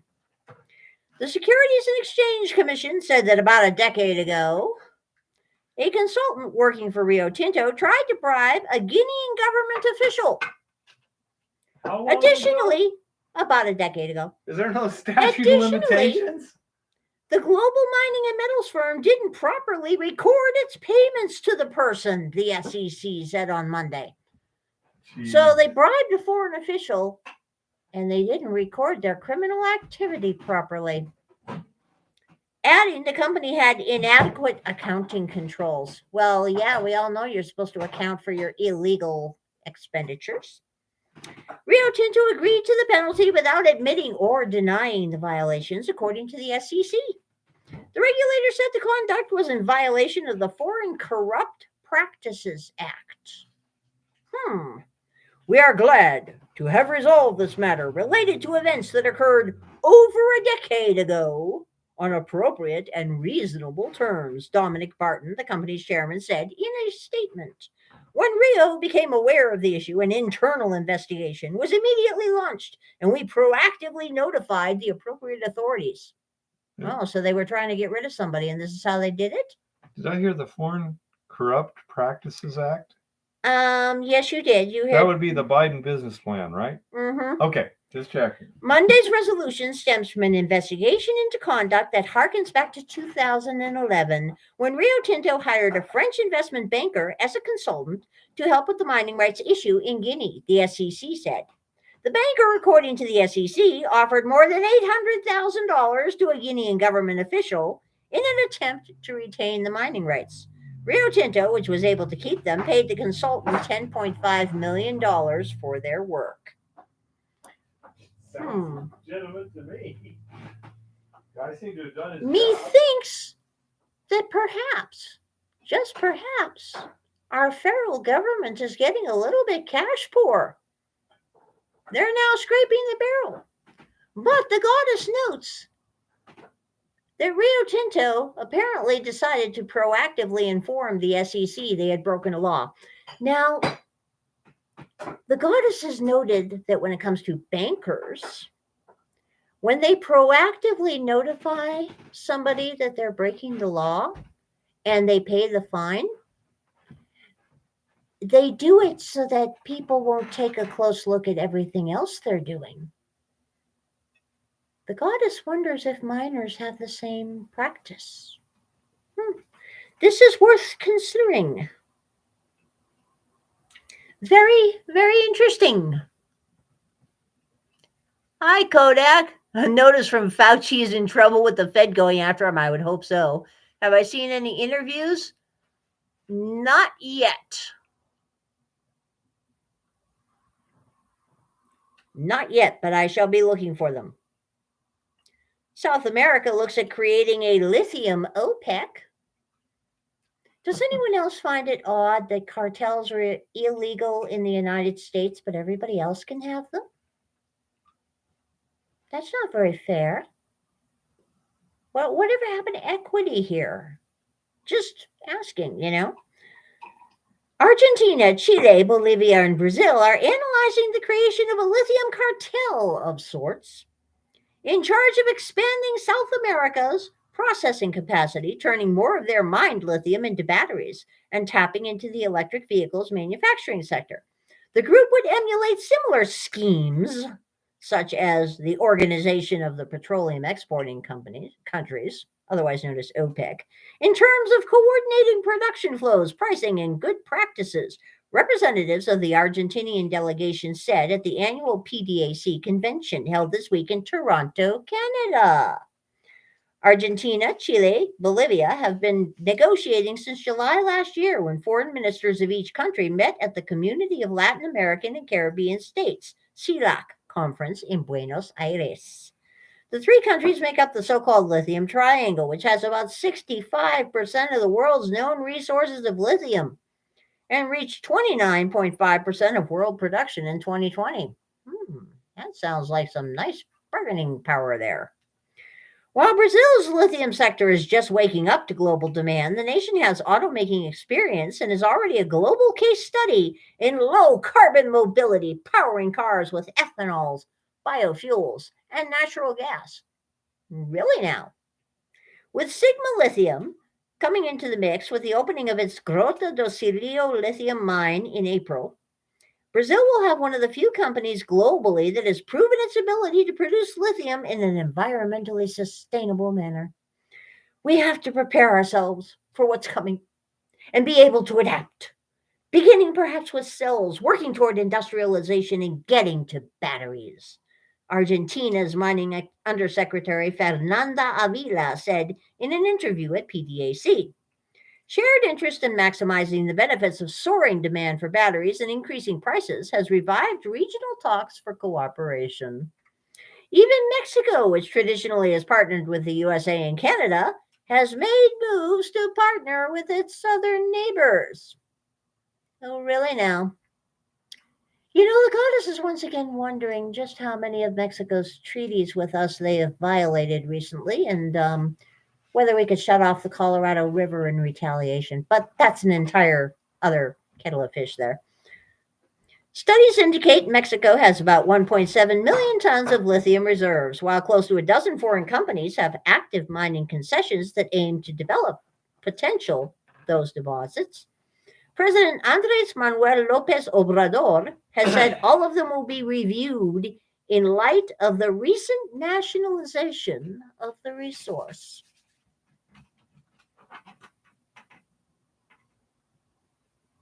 The goddess is fairly sure this is not going to be the first mines to be nationalized in Mexico. JP Morgan said last year it expected Argentina to grow from supplying 6% of the world's lithium in 2021 to 16% by 2030. If the prediction turns out to be correct, Argentina would overtake Chile as the number 2 lithium producer in the world by 2027, behind only Australia. Argentina has been welcoming foreign investment since the 1990s, while Chile and Bolivia have been hesitant to allow foreign companies to exploit their reserves. mayhap because their governments want to exploit their reserves instead. The country has attracted major miners over the past 2 years, including the world's second largest miner, Rio Tinto, and South Korean steelmaker POSCO. Investments in the lithium sector reached an estimated $1.5 billion last year. Data from the Cámara Argentina de Empresarios Mineros, a group of mining entrepreneurs, shows. The body forecast that investments would reach more than $5 billion in the coming years, as the country currently hosts more than 20 projects in various stages of development. Chinese car maker Chery Incorporated revealed plans last month to build a $400 million EV and battery plant in Argentina. Fellow battery maker Goshen High-Tech Company is looking at cooperating with the government of Jujuy, one of Argentina's 3 lithium-producing provinces, should be Huihui, I believe, while weighing the construction of a lithium carbonate refinery in the region. So, the battery thing is really ramping up, which may or may not be a good thing for the rest of us. We shall see what we shall saw on that issue. One never knows. In case you missed the news, it seems our dear friends at the Perth Mint have gotten in trouble again. The Perth Mint has had a few sketchy issues in the last decade or so. Now, I will say right away, they are fine with their silver, apparently. They just seem to have a little problem with their gold, a little problem with their accounting, and a little problem with their supply chain, and a little problem with making products for their customers. But apparently now they have a problem with China because China bought like billions of dollars in gold from them, and they sent the gold to China. And China is now claiming that those bars were not up to purity standards. They were not good bars. And China wants Perth to buy the bars back and give them real good bars. We shall see what happens with that. Now, the goddess does not necessarily trust the Panda Patrol on this issue, but bearing in mind that Perth has been having a few sketchy issues for a few years, a person kind of has to wonder. The goddess is, of course, still buying their silver products, but when we buy gold, if we buy gold, it won't be from Perth probably. Premiums are too high. Sorry. Love their products. Their premiums are devastating. Simply devastating. At least as far as I'm concerned. AQR leads 10 hedge funds suing LME over the nickel trade debacle. Now let's see if these suits actually make it through the court system, since the obviously incompetent and corrupt courts over there decided to throw out the last round of lawsuits. Something about lack of standing or latches or moot or who knows these days, okay? They're taking lessons from American courts on not taking cases that they should be taking. AQR Capital Management formally filed a London lawsuit against the London Metal Exchange, joining 9 other hedge funds in a series of claims targeting the exchange's decision to cancel billions of dollars in nickel trades last year. AQR and DRW Commodities previously sought key documents from the exchange in court, and alongside Flow Traders BV, Capstone Investment Advisors LLC, and Winston Capital Management Limited, are seeking around $80 million, 80 million pounds, $96.3 million, according to the LME. Wow. They're not asking for much considering just how badly LME cheated. The goddess does not approve. The fresh legal action adds to troubles for the world's biggest metals exchange, flowing from its move on March 8th last year to suspend nickel trading and cancel contracts amid a runaway short squeeze. Well, the goddess is not necessarily disapproving of runaway short squeezes in this case. The LME has argued the action was necessary to avoid a $20 billion margin call that could have threatened the bourse's own survival.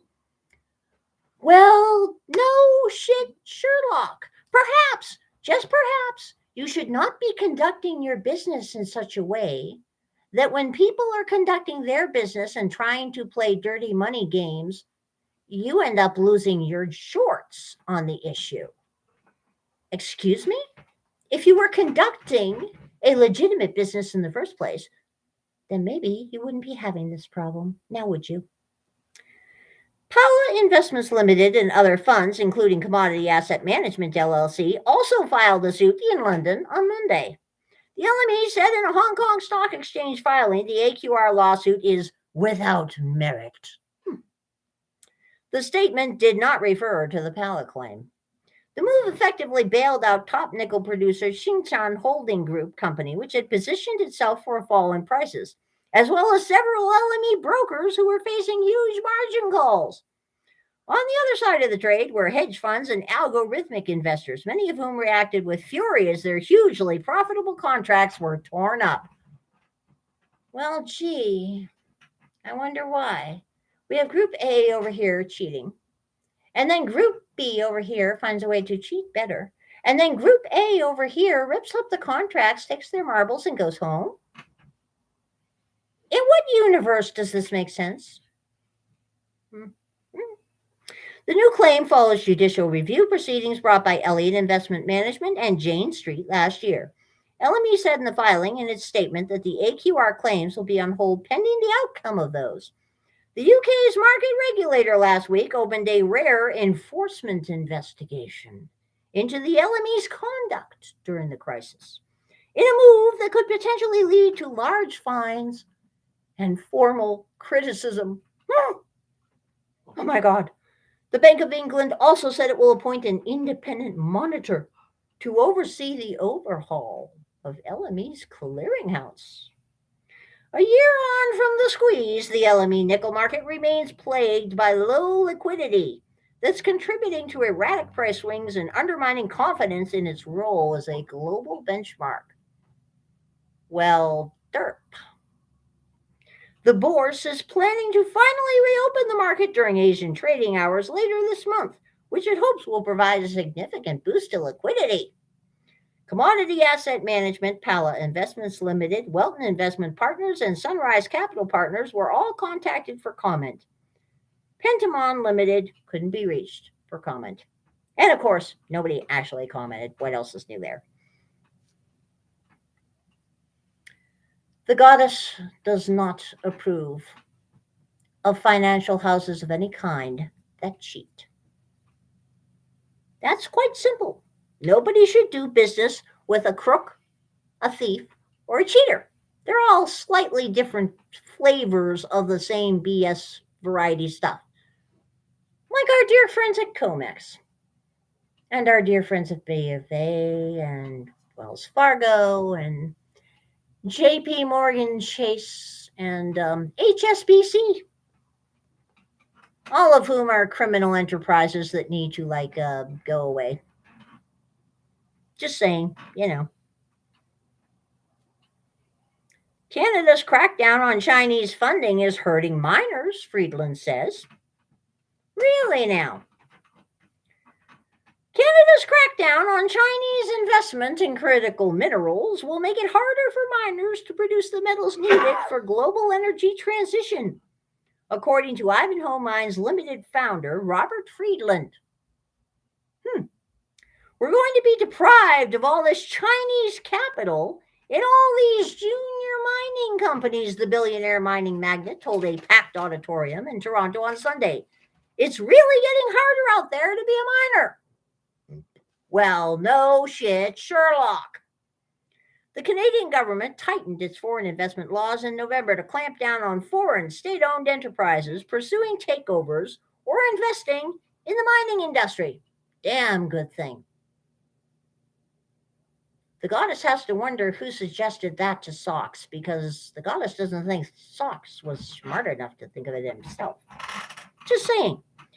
That same month, the government ordered 3 Chinese firms to divest from a trio of junior lithium explorers.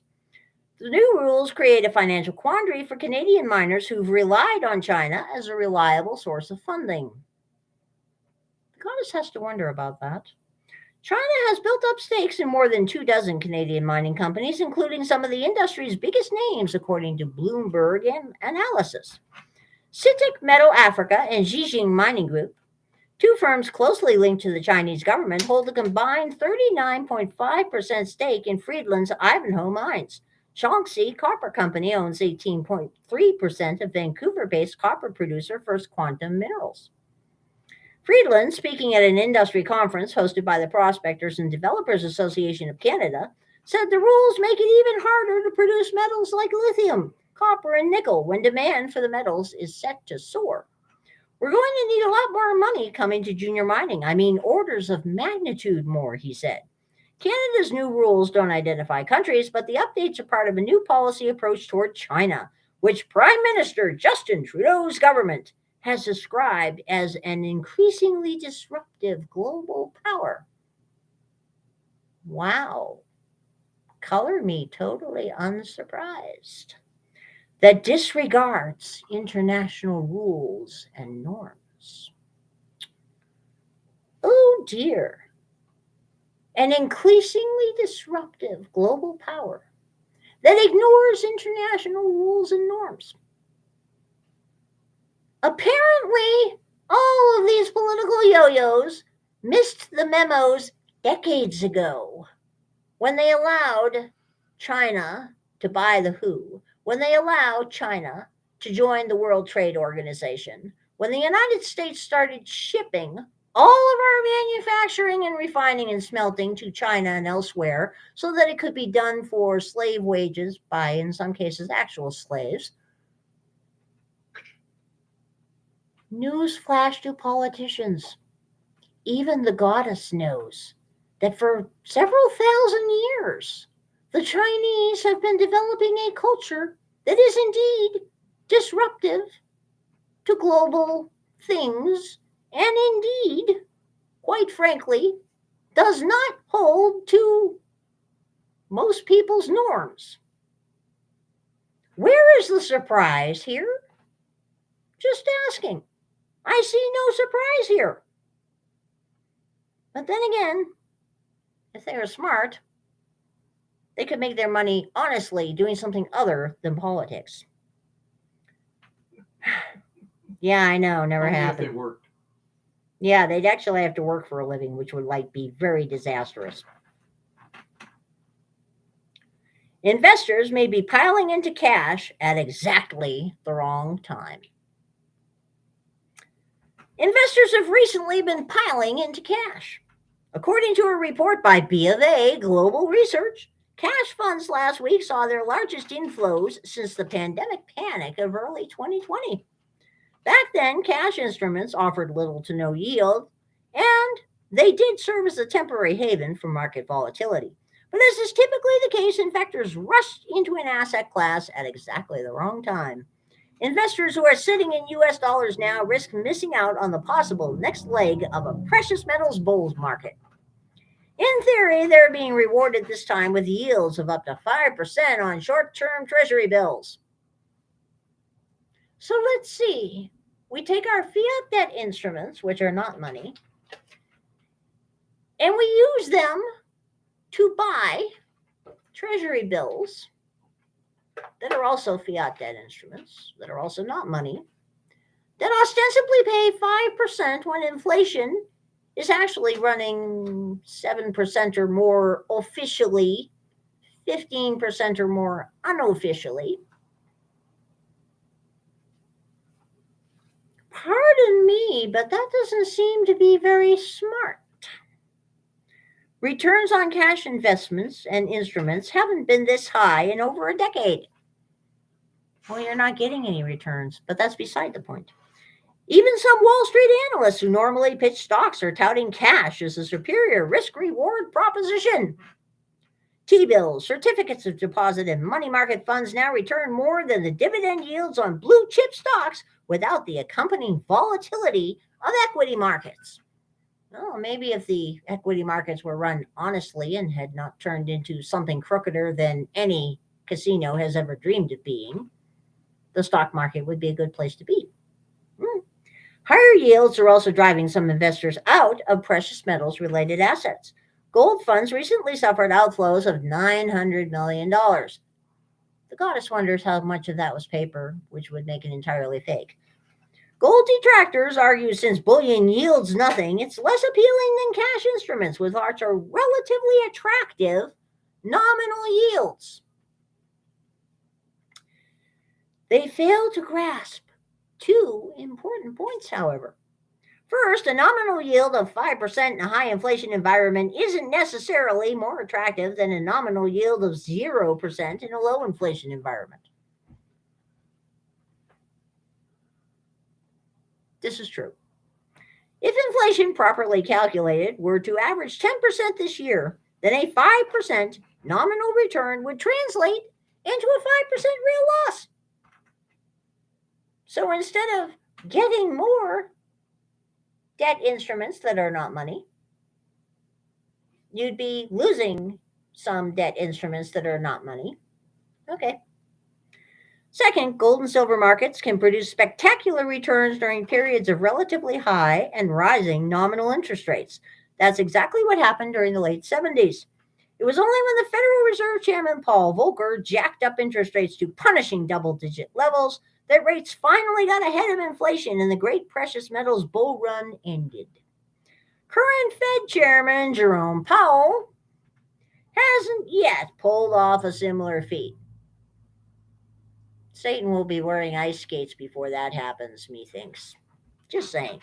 Despite his claims of disinflation taking hold, actual inflation gauges continue to come in harder than expected while the Fed funds rate continues to lag behind. That's called a negative real return, and gold loves such conditions. Meanwhile, bonds and cash instruments are virtually guaranteed to lose real value over time. They're guaranteed to lose real value over time, whether you invest them in anything or not. It's a feature, not a flaw. The world's biggest debtor, the U.S. government, is not planning on paying positive real rates to its creditors, the bondholders. Since it must continue borrowing just to pay the interest on previously issued debt, the only way the government can keep its Ponzi scheme going is by constantly devaluing what it owes. This means making sure inflation stays elevated above nominal rates. Of course, there will be times when sitting in cash saves investors from experiencing downside volatility in equity or hard asset markets. But over the long term, holding cash is a losing proposition. As history shows, over the long term, gold retains its purchasing power better than fiat cash or debt in any form. Well, no shit, Sherlock. Nice to see some sense coming.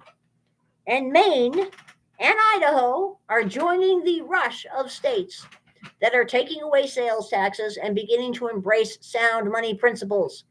So if you have not yet seen your state talking about sound money, this might be a good idea to find a politician to yell at for a while.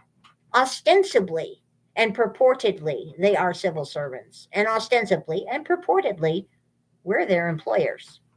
So maybe it's time to start yelling about that, amongst other things. Catch-22, rate hikes may fuel even more inflationary deficit spending. Really now? Federal Reserve rate hikes meant to quell inflation may ultimately have the opposite effect. Okay, I'll go along with this one, Captain Obvious. Of course, higher borrowing costs will force consumers to scale back and businesses to trim payrolls. A contraction in debt-financed economic activity, in theory, will cause inflation to fall. However, contrary to popular misconceptions perpetuated by the Fed, the root causes of inflation aren't tied to employment or economic growth. Inflation occurs when the currency supply expands too rapidly as confidence in the ability of U.S. dollars to retain their value falls. They have no value. The goddess does wish people would stop acting as though they do. Higher interest rates may well induce a recession that temporarily causes demand for money and credit in the private sector to contract. Meanwhile, such conditions wouldn't blunt government demand for new currency, quite the opposite. During recessions, the government tends to increase spending on stimulus programs even as revenues shrink. Members of Congress, unlike heads of households or CEOs of corporations, don't practice austerity when times are tough or borrowing costs go up. They keep spending and borrowing. Up until recently, politicians had the luxury of being able to finance their fiscal profligacy at ultra low rates. But now their deficit spending will carry a massive cost increase in terms of interest owed. Within just 5 years, annual interest on the national debt will surpass what the United States spends on national defense. Really now. The Congressional Budget Office projects that over the next decade, the federal government will owe more than $10 trillion in interest, as the principal itself, now nearly $32 trillion with a T, continues to spiral upward. Really. The goddess hates to be a wet blanket here, but it should be noted that the CBO, A, never accurately predicts what something is really going to cost, and B, usually their predictions are far too optimistic. Just saying, Federal finances are trapped in a vicious cycle. Uncle Sam needs to keep borrowing just to service existing debt, which creates even larger future interest obligations. According to the Committee for a Responsible Federal Budget, that ain't going to go nowhere. For every dollar the U.S. government will borrow over the next decade, 50 cents will be just to pay the interest on our national debt. Rate hikes represent a catch-22 for Fed policymakers. If they stop hiking while inflation continues to run above target, they may never get out in front of it. But if they keep hiking, they'll induce the Treasury Department to extend its lines of credit, which is inflationary. Some members of Congress are putting their foot down on deficit spending, or at least making a show of it. They're very good at showing off. And vowing not to raise the statutory debt ceiling without at least some budget concessions from the Biden administration. Yeah. Biden officials are refusing calls for spending cuts and eyeing possible workarounds to bypass Congress completely. This sounds like a revival of the I have a pen and a phone and I know how to use them guy. Among the possibilities originally floated by the Obama administration operatives would be to have the Treasury Department mint a platinum coin with an arbitrary $1 trillion face value, sell it to the Federal Reserve, and use the cash to pay the government's bills. Okay. Such a move would not only be a massive administrative power grab, it would also be an inflection point toward a print-on-demand monetary system that does away with the formalities of getting financing through the bond market. In February, Senator Mike Lee, Republican Utah, introduced the Cancel the Coin Act to block the Biden administration from attempting to concoct trillions of dollars out of thin air. Well, the goddess can almost see the logic here. Because currently, our U.S. Mint mints modern Morgan and Peace dollars out of silver that have a nominal face value of $1. So if you can take $20 worth of product and put a value on it and declare it's only worth $1, why can't you take, say, $10,000 worth of product and put an arbitrary value on it and say it's worth $1 trillion? This is totally logical, isn't it? Absolutely. You don't even have to be blonde to see the logic in this. You really don't. Genius. Just total genius here. What could possibly go wrong? Oh, I don't know. According to Lee, the Cancel the Coin Act removes a legal loophole that allows the Treasury Secretary to bypass the statutory borrowing limit by minting platinum coins of any denomination. He added a modern monetary theory-inspired spending spree would be disastrous for the American economy and the American way of life. The goddess would make the case that Lord Malarkey and his minions in Mordor on the Potomac are already bad for the economy and the American way of life.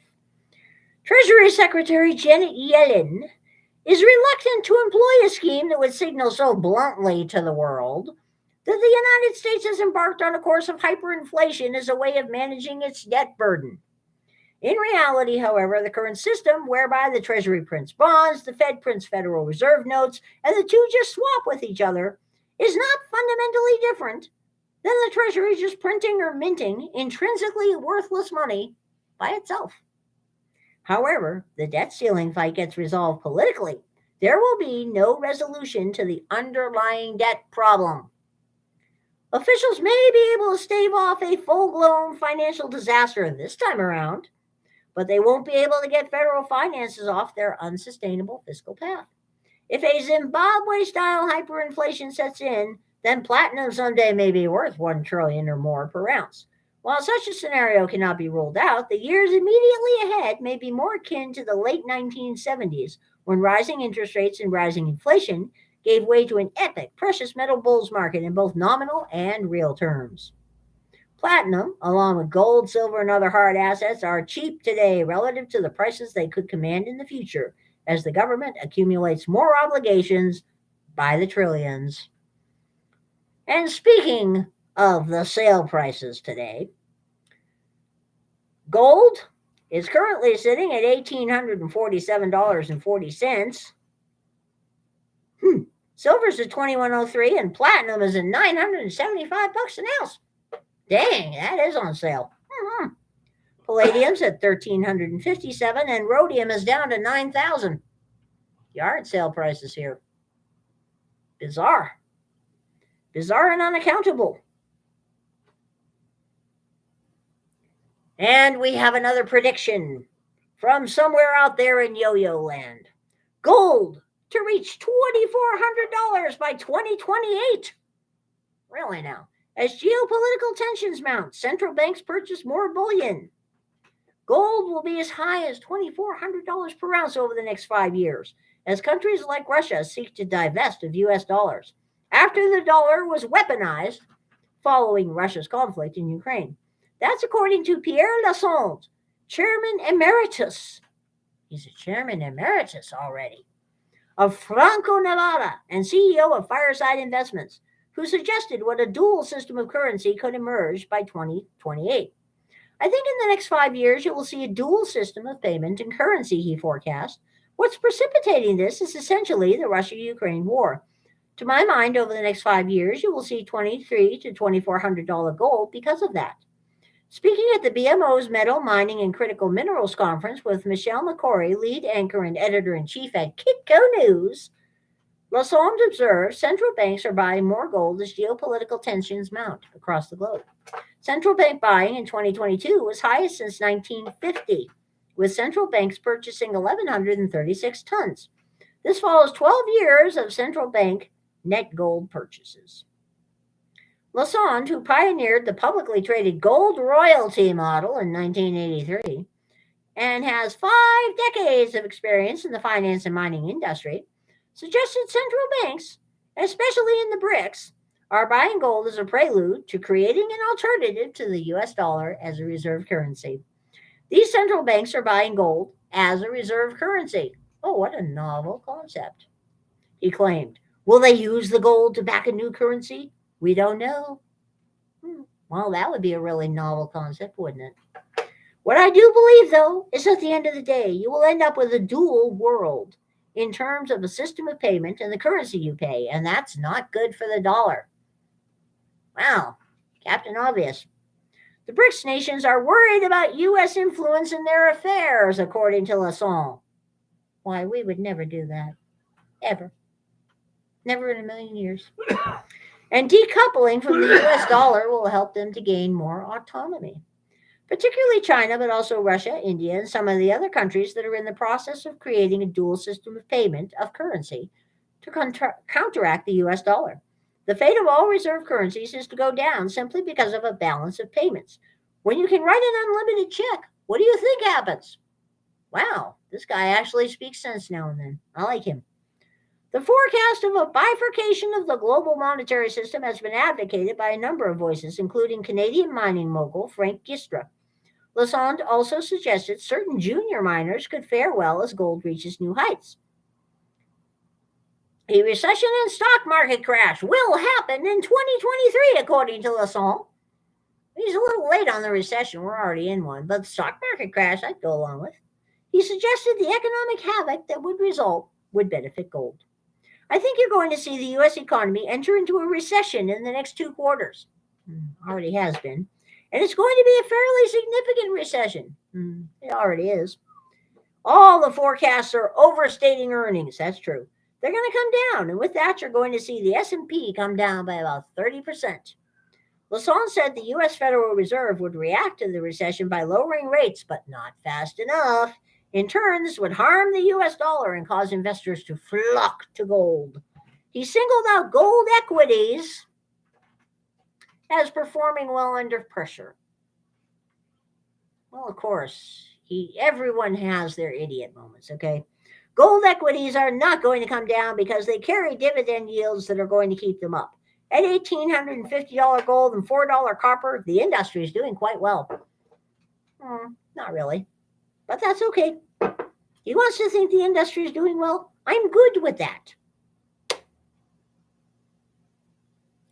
Start keeping an eye on your local roads. The goddess was noticing on the way up to Great Falls and on the way back down from Great Falls. And when we looked at the train yards, there seems to be a growing dearth of commercial vehicles. Prior to the current upset state of things, there was a pretty standard ratio of commercial vehicle to private vehicles on highways. And you'd expect to see a certain number of trains as you were driving around hither and yon, and you expected to see full rail yards as you were going by rail yards and rail hubs. Because when things are moving well, you can see it if you pay attention. The goddess is noticing that we have now reached an all-time low in the ratio of commercial to private vehicles on our city streets and on our highways between here and Great Falls and on our highway when we're going down to the winter lab and coming back to the house, etc. And the goddess already knows that local businesses are getting fewer deliveries than they used to get. And we're not hearing train whistles at night nearly as often as we used to. Things are getting sketchy, folks. This is when you should be stacking groceries, stacking gold and silver because they're on sale, and if you don't hold it, you can't own it, and stacking socks. Because trust me, you do not want to face the coming Armageddon and zombie apocalypse without decent socks. And socks have indeed been disappearing. They really have. The world is being taken over by those silly looking little footy things that are not socks in any sane universe. So get your socks and guard them well. Bye.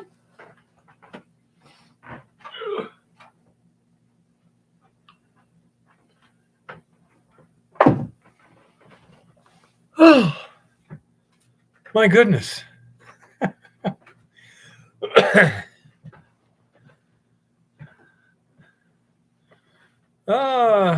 Keith says that 41% of businesses are late in paying rents. Yeah, I heard some rumors about that. And by the way, used cars are beginning to pile up on the lots now. The repo tsunami is starting. The repo tsunami. Yep. Okay. So anyway, yeah. In a year or so, you'll be able to take your pick of pandemic mobiles at fire sale prices. I was just looking when I was walking from that shop to the auto parts store. There was a used car lot there, and they had a Subaru. Not sure what it was. It was like a sport utility for $14,000. You know, but remember how you used to see the car lots with all the big stickers on the windows that say 2023 new model year? Yeah. We ain't seeing those now, are we? No, there's no big sales and no pennants all over everything. Yeah. It's been a while on the pennants. I haven't seen anybody even on a car lot in months. As in when we drive by, there's nobody looking at vehicles. Yeah. Regardless of day.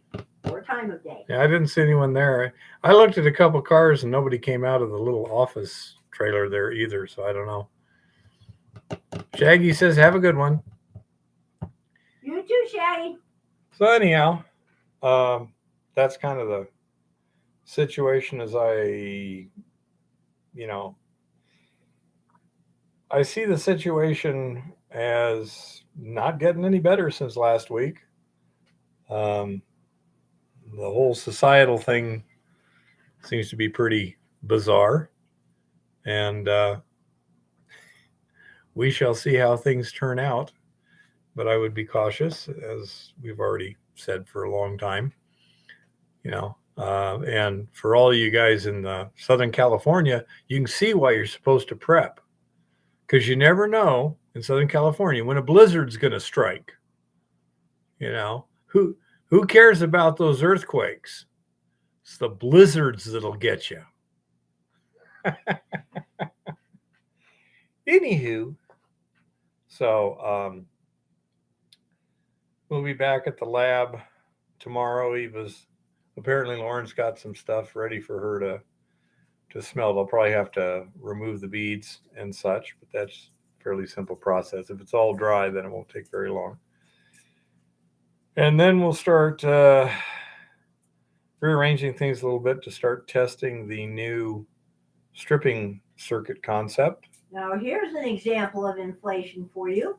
Okay, an example of inflation. Penis sizes in historical paintings have gradually increased over the last 7 centuries. Wow. Penis sizes in historical paintings have increased in the last 7 centuries, huh? Yeah. I have no idea what that means. Well, it's inflation. It's inflation, yes. I presume it's inflation. It's a sign of the patriarchy. Oh, patriarchy. Yeah, probably. Yeah, patriarchal oppression. They all need to look big. Oh, well. Just saying. I don't know how to comment on that, but oh well. So that's Mr. Lowe like that. Now we can all sleep tonight, huh?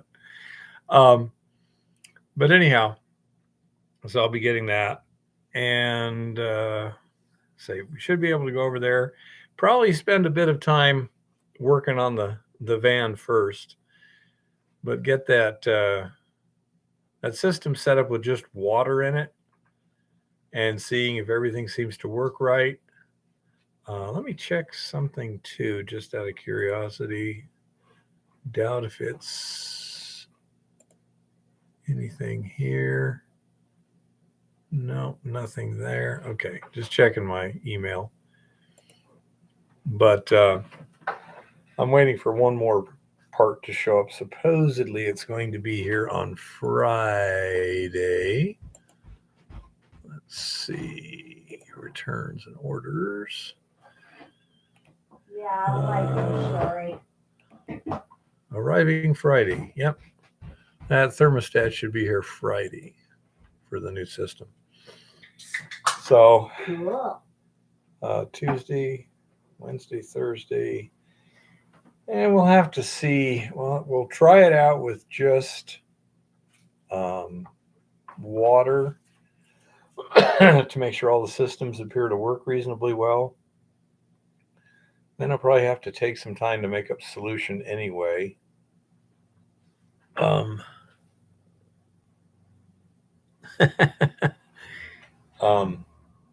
then Friday we probably put the thermostat in and really give it a try.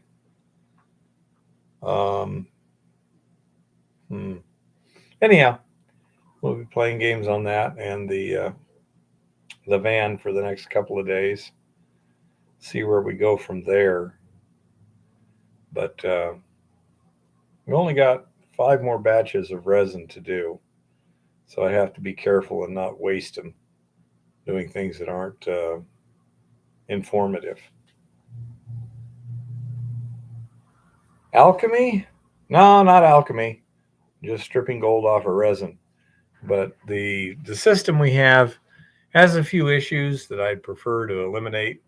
Theoretically, the new idea is eliminate some of those problems and dramatically increases the capacity of the system. from roughly 350 grams per batch to 1,050 grams at a whack. To do that, we need another pump. We need a 3, not stage, not circuit, 3-channel peristaltic pump. So I could be doing 3 cartridges at once. But we shall see what we shall see. Anyhow, that's basically what I'm working on right now. And then I sent off a email to camp earlier tonight saying that we'll probably be over there in the next week or two, and then it'll be a good time to stop by and pick up that ore we left there. Hopefully they still have it. Either way, I mean, it's not a huge thing if they don't. It was about 4 buckets or something, nothing huge, but it was taking up room in their storage facility, so they were wondering if we could get it out of their way and take it out to the ranch. I also need to go out to the ranch and measure for the new little mini crane to service the what do you call it? Student Roth. Exactly. So right now it's it keeps snowing, which means the road's a little slippery, and without a 4-wheel drive pickup, I'm a little hesitant to go out there in a minivan. Once the road's pretty much clear, then I can go out there and measure stuff, and then we can fabricate a little crane to make servicing the Student Roth easy. And we need to test electronic parts in the stripping circuit to see if we can recover the gold and silver off of those easily. And I need to test on the bottle roll to make sure that to see if the resins can be reused using the processes we currently have.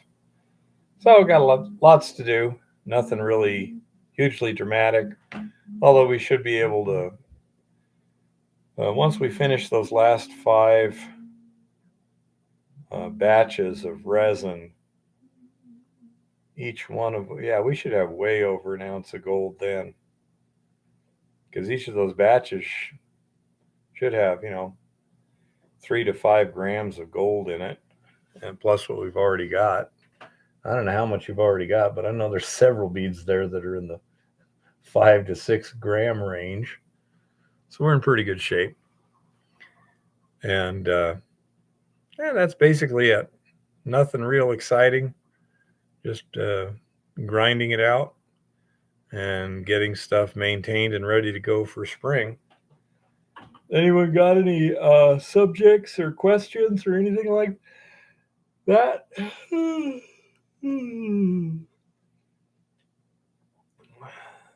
Jim, if you're still here, when do you think you're going to be getting out there in the field actually working again? So that's I don't know.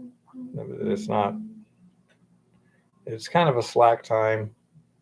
We're doing stuff, but not really pushing the envelope too much. And going to be that way. I got to talk to my stepson and see when that engine should be here for the minor bago. My brother's planning on coming here in the next month or so to go fishing and such. I don't know about winter doldrums. I'm just taking it kind of easy, because once the weather breaks, I'm just going to be no days off for, let's see, June, July, August, September, October, November, about 6 months, depending upon, the weather. But like last year, we were well into November before we got shut down.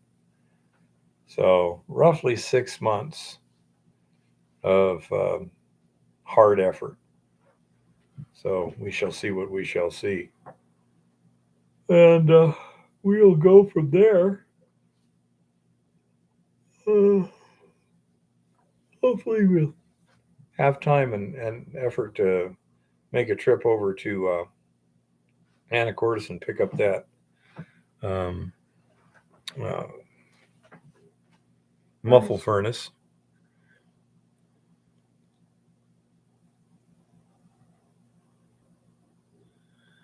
Yeah, around here, Chris, some places that literally the roads aren't open until May 15th, theoretically. Now, Montana B, we can probably get in there earlier. First of all, it's only like there's very little traffic. It's only about a half a mile from the sign that says, travel restricted. And we have an active mining claim. So we should be able to get in. There's no gate, no locks, no nothing like that. So Don't give them any ideas. I say we shall see what we shall see.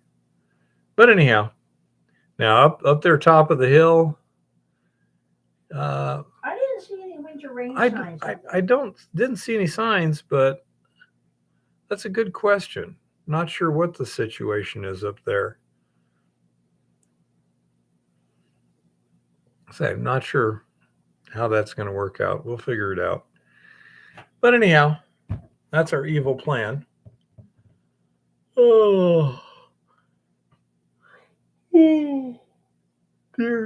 Oh.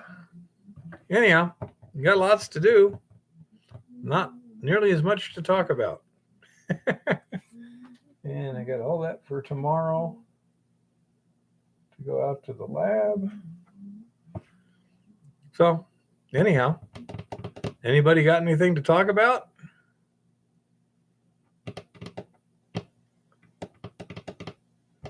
If not, I guess we might call it early tonight. I just need to get a lot more stuff happening so we can talk about.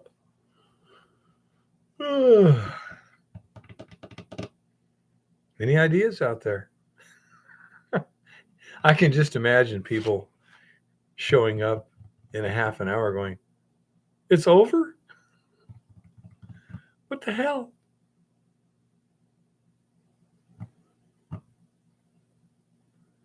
Okay, well, I really don't see any new subjects or anything like that. So if I don't see anything in the next minute or so, I'll go ahead and just shut down the stream and we'll get more done and be back in a week.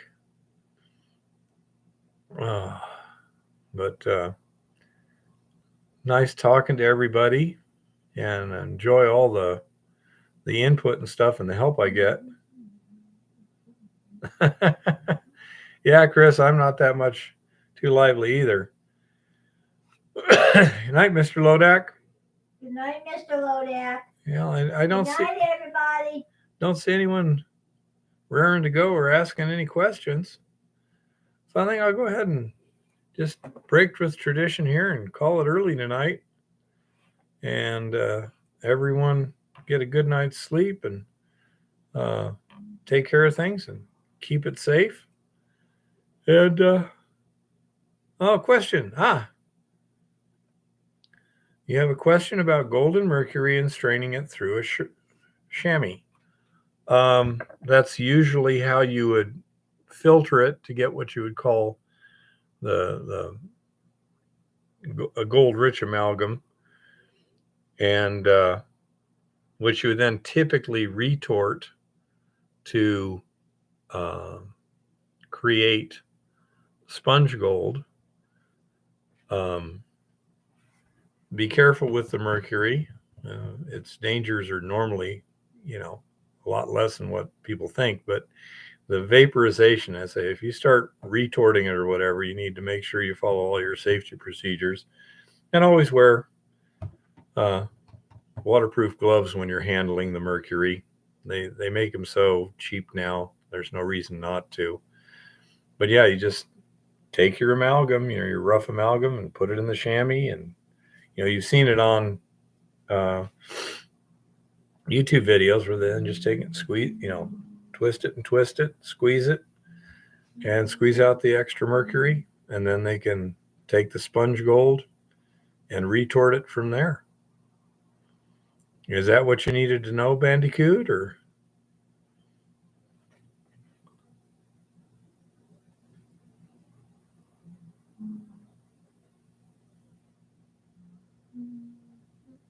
Yeah, and as Chris mentions, the gold that squeezes through still will typically have a little gold in it, but you're typically going to be reusing it anyway. So, not a problem. A loss is something that goes away and doesn't come back.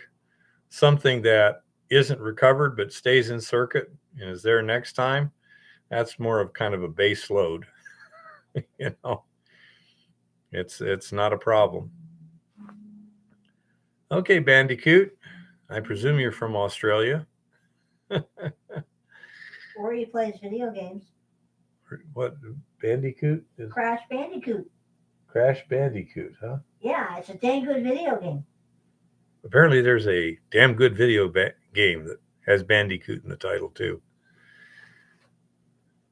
All righty. An old school damn good video game. He's from Australia. See, I was right. Is the ore you are using from tailings? Not us at this time, although we were mining some dumps. There's a difference between a dump and tailings. And Cox is calling, little one. Tailings are the sand-like material that is spit out at the end of the milling process. Waste dumps are the ore that has too little valuable mineral in it to make a profit on, that is just has to be dug out of the way in order to get to the ore. So we have done some waste dumps that had good enough gold in it to make it. And another thing, when you're dealing with waste dumps, a lot of times you can screen it to a medium size, like 1/4 inch minus, 1/2 inch minus, or something, and that will upgrade it also.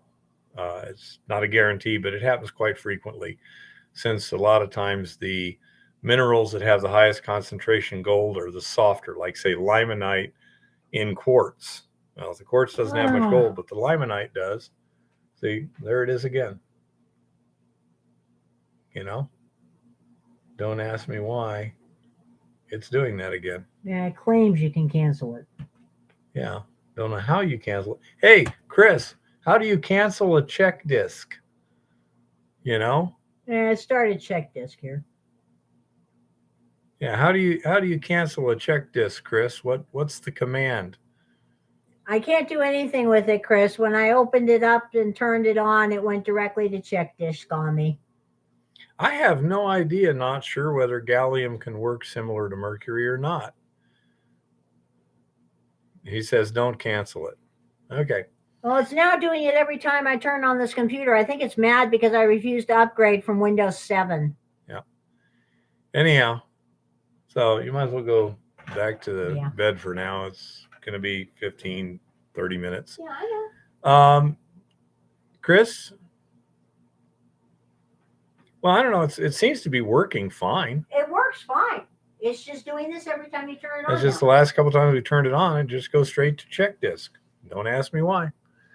And it says you can cancel it, but there's no way to cancel it. Yep. I tried. And Chris, not sure, was asking, can you use gallium in the same way you can use mercury? Chris says something screwed up in the file system. Oh, that's lovely. Yep. It can get unscrewed. I'm annoyed. Yep. I don't know, not sure. I don't think it will amalgamate as well as mercury. So I really don't know. It's an interesting question. Not sure. If you find out, let us know, okay? You'd have to keep it a little bit warm. You know, it wouldn't work in cold water or whatever. So like if you're trying to use it as a collector metal in a sluice or whatever in a river, it probably wouldn't work.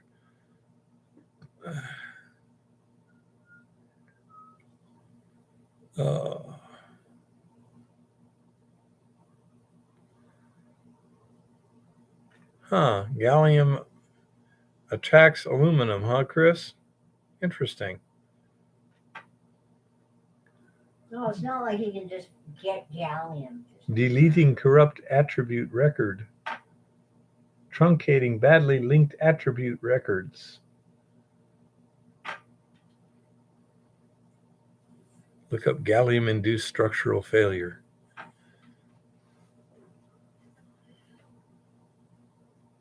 Well, I'll have to go through that computer tomorrow or tomorrow night or something and figure out what's going on with it. Okay.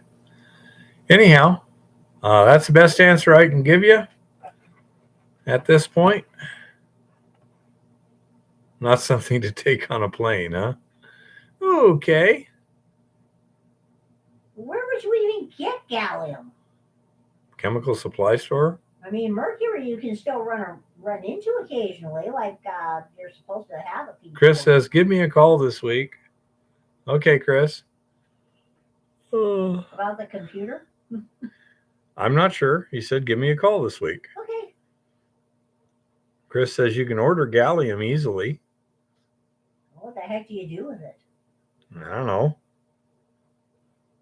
You can make semiconductors. Gallium's that metal that melts at body temperature but freezes shortly below that. Uh-huh. Yep.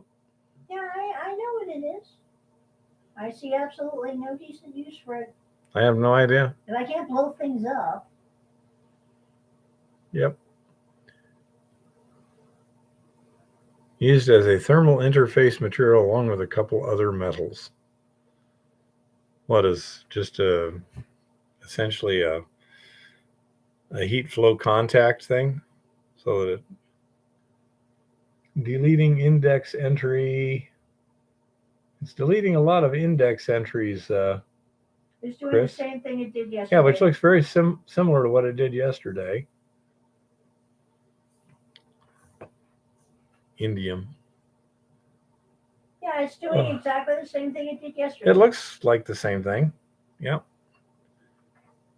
Our file system is not happy, according to Chris. Well, come on over and fix it.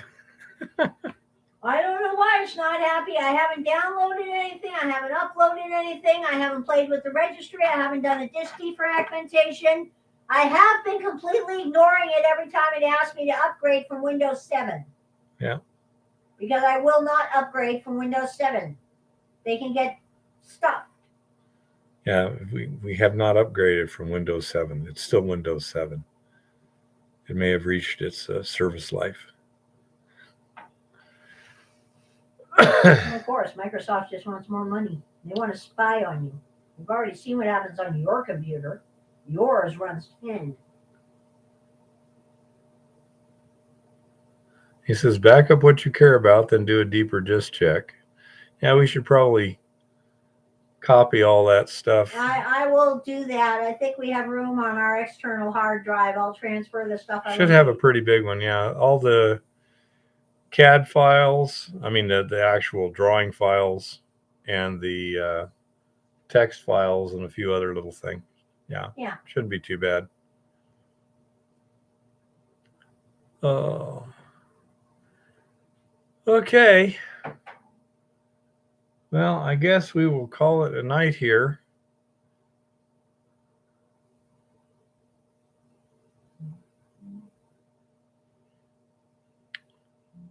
Some thermal control so you don't get a runaway, Chris?